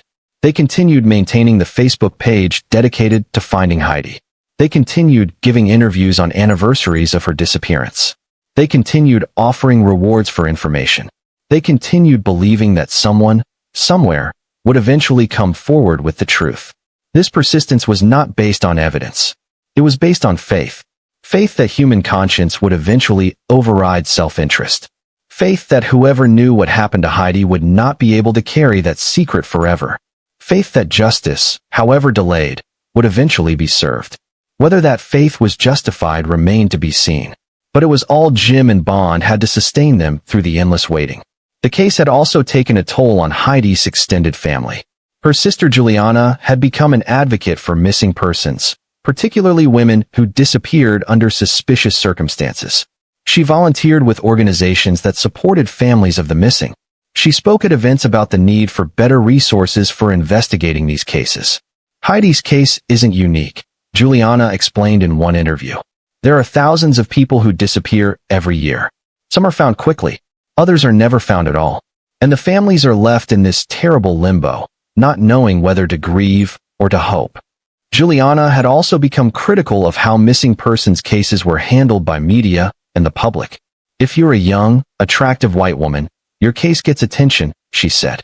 But if you're a person of color, or if you're older, or if you're experiencing homelessness, your case gets ignored. Every missing person deserves the same level of attention and resources. But that's not how the system works. She used Heidi's case as a platform to advocate for systemic change. Better training for law enforcement on missing persons investigations. More resources for forensic searches of landfills and other difficult locations. Legal protections for families seeking information about their missing loved ones. This advocacy work gave Juliana a sense of purpose. It allowed her to channel her grief into something productive, but it did not ease the pain of losing her sister. Nothing could do that except finding out what happened, and possibly not even then. The trauma of Heidi's disappearance rippled outward, affecting not just her immediate family but friends, colleagues, and even strangers who had followed the case. People who had never met Heidi found themselves haunted by her story. They thought about her when they walked past Hope Plus Flower. They wondered what had happened in those 30 minutes between her entering the building and her dog being found alone. The case had become one of Los Angeles's most notorious unsolved mysteries. It was discussed on true crime podcasts and analyzed on Reddit threads. It was used as a cautionary tale about the dangers of going to unfamiliar places. It was cited as evidence of everything from systemic corruption to the existence of organized crime networks. But for Jim and Bond, Heidi was not a mystery or a cautionary tale. She was a person they had loved. A mother and ex-wife who had been taken from them violently and without explanation. And until they got answers about what happened to her, they would continue searching. They would continue hoping. They would continue believing that somewhere in Los Angeles, someone knew the truth. The question was whether that person would ever find the courage to speak. 4 years is a long time to wait for answers that never come. Long enough for a child to grow from elementary school into high school. Long enough for seasons to change 16 times. Long enough for the acute pain of loss to settle into something chronic and permanent. But 4 years is not long enough to forget. Not long enough to move on completely. Not long enough to stop wondering what happened in those 30 minutes inside Hope Plus Flower on October 17, 2021. The building still stands at the corner of Hope and Flower Streets in downtown Los Angeles. The Twin Towers still rise 37 floors into the sky. Residents still come and go through the lobby where Heidi was last captured on camera. The trash chutes still function on every floor. Life continues in the building as if nothing happened. But something did happen. A woman walked in and never walked out. A mother disappeared while her son waited for her to pick him up from school. A life ended violently while people who could have stopped it chose to do nothing. The Los Angeles Police Department maintains that Heidi Planck's case is an active investigation. The file remains open in the Robbery-Homicide Division. The detective assigned to the case still follows up on tips. The evidence is still reviewed periodically for anything that might have been missed. But there have been no arrests. No charges filed. No one held accountable for what happened to Heidi. The investigation has been hampered from the beginning by a wall of silence. People who were in Hope Plus Flower on October 17, 2021, have chosen not to cooperate with police. Residents who might have seen or heard something have claimed ignorance. Participants in illegal activities that may have been occurring in the building have prioritized protecting themselves over seeking justice for a murdered woman. This silence is not unusual in cases involving illegal activity. People who are engaged in unlawful behavior rarely volunteer information to police, even when that information might help solve a homicide. Self-preservation is a powerful instinct. The fear of prosecution, of exposure, of becoming entangled in a murder investigation overrides the moral obligation to help. But the consequences of this silence extend far beyond the investigation. They reach into the life of a teenage boy who will never know exactly what happened to his mother. They affect a family that cannot properly grieve because they have no body to bury. They create a wound in the fabric of justice that cannot heal until truth emerges. Jim Wayne continues to live with this reality every day. He wakes up each morning in a world where his ex-wife's killer walks free, where the person or people responsible for Heidi's death face no consequences, where justice remains elusive despite 4 years of investigation. "I think about them sometimes," Jim said in a recent interview, his voice carefully controlled. "Whoever did this, I wonder if they think about Heidi, if they feel any remorse, if they understand what they took from my son." He paused before continuing. "I wonder if they sleep well at night, if they're able to go about their lives normally, if they've convinced themselves that what they did was justified or necessary or somehow acceptable." These are questions without answers. The psychology of someone who commits murder and then maintains silence about it for years is difficult to comprehend for those who have not done such things. How does a person live with that knowledge? How do they function in society knowing they ended another person's life and escaped accountability? Some killers are consumed by guilt. They confess eventually, unable to carry the weight of their actions any longer. Others rationalize what they did, convincing themselves that they had no choice or that their victims somehow deserved their fate. Still others simply lack the conscience that would make them feel remorse. Which category Heidi's killer falls into remains unknown. They could be racked with guilt, teetering on the edge of confession. Or they could have moved on completely, comfortable with their decision to stay silent. What is known is that someone made a choice on October 17, 2021, to end Heidi Planck's life. And in the 4 years since, they have made a daily choice to stay silent about what they did.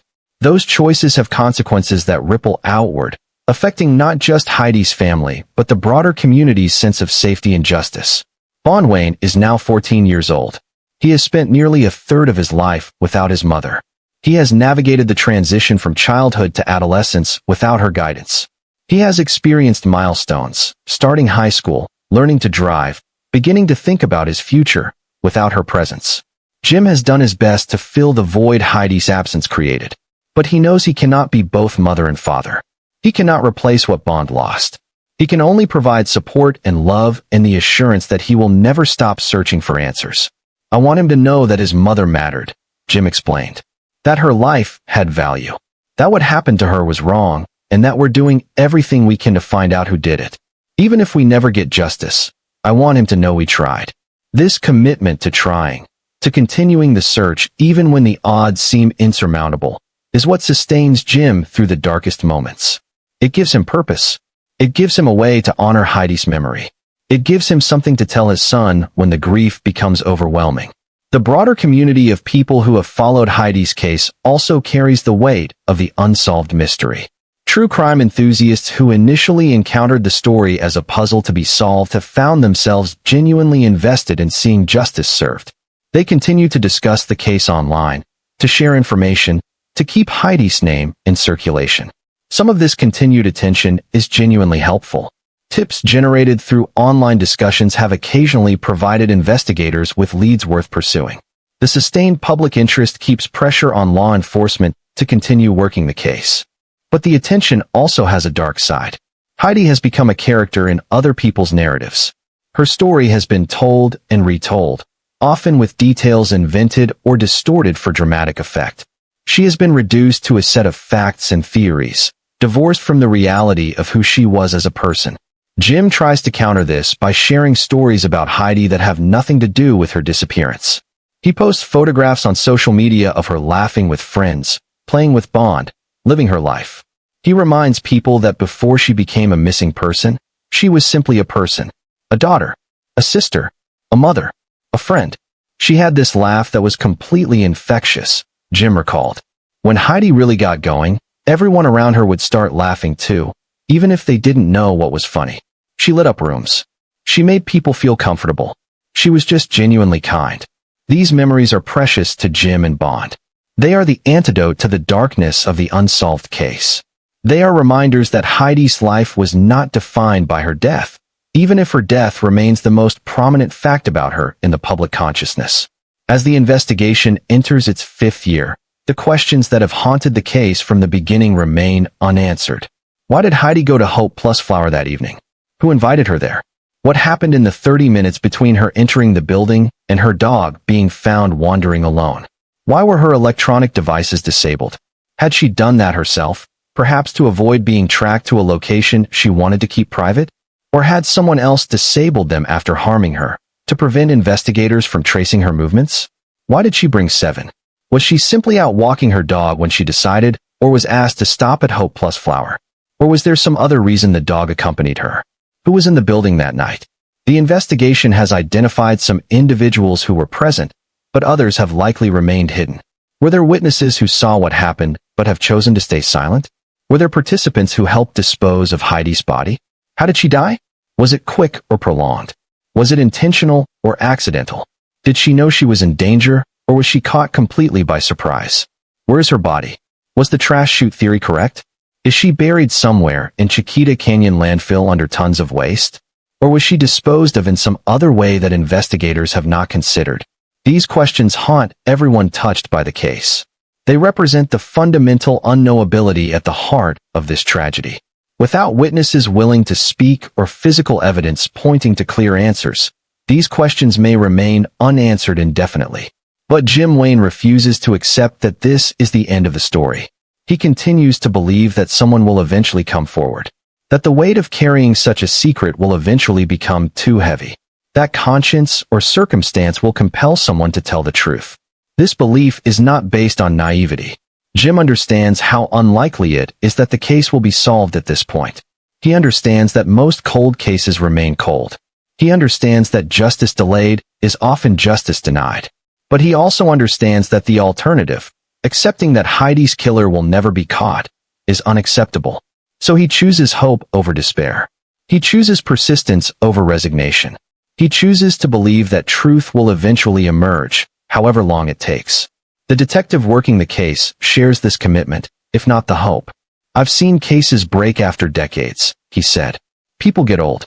They get sick. They have experiences that change their perspective. And sometimes, they decide they want to clear their conscience before they die."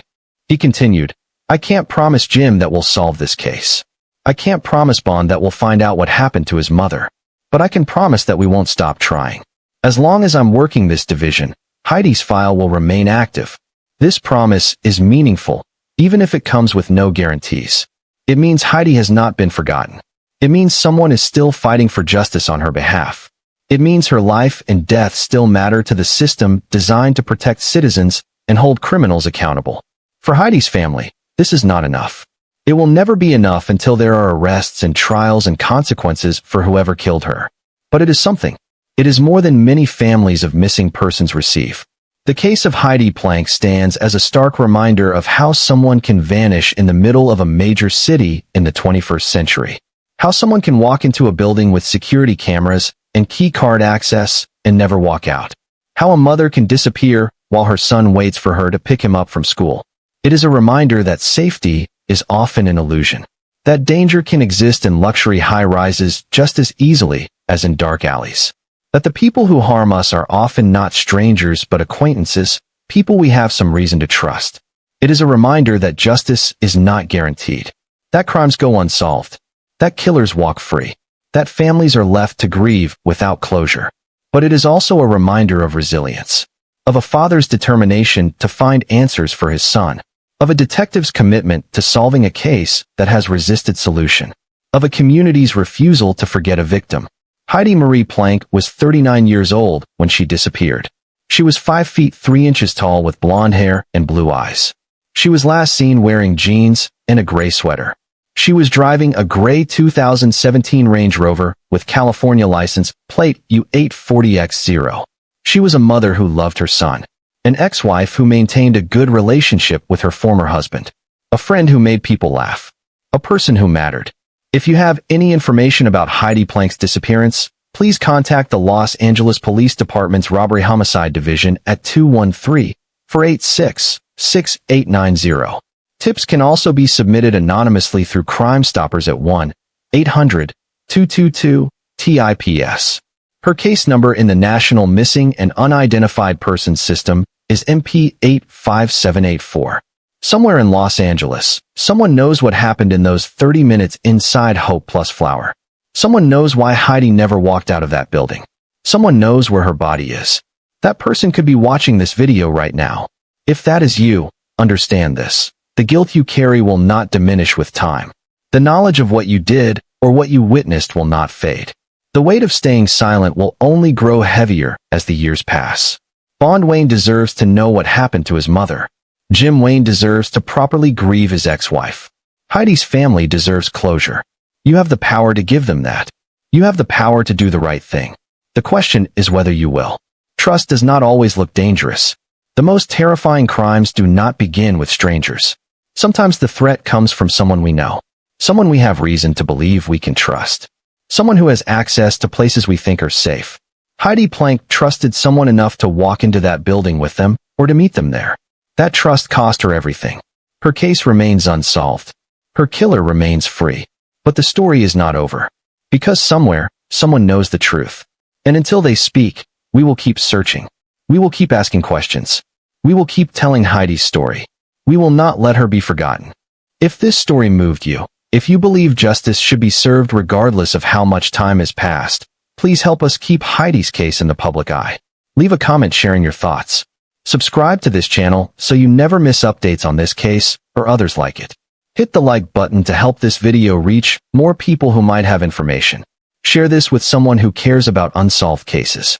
Every share, every comment, every bit of attention keeps pressure on those who know the truth to finally speak up. Heidi Planck deserves justice. Bond Wayne deserves answers. And we will not stop until both are achieved. Thank you for watching.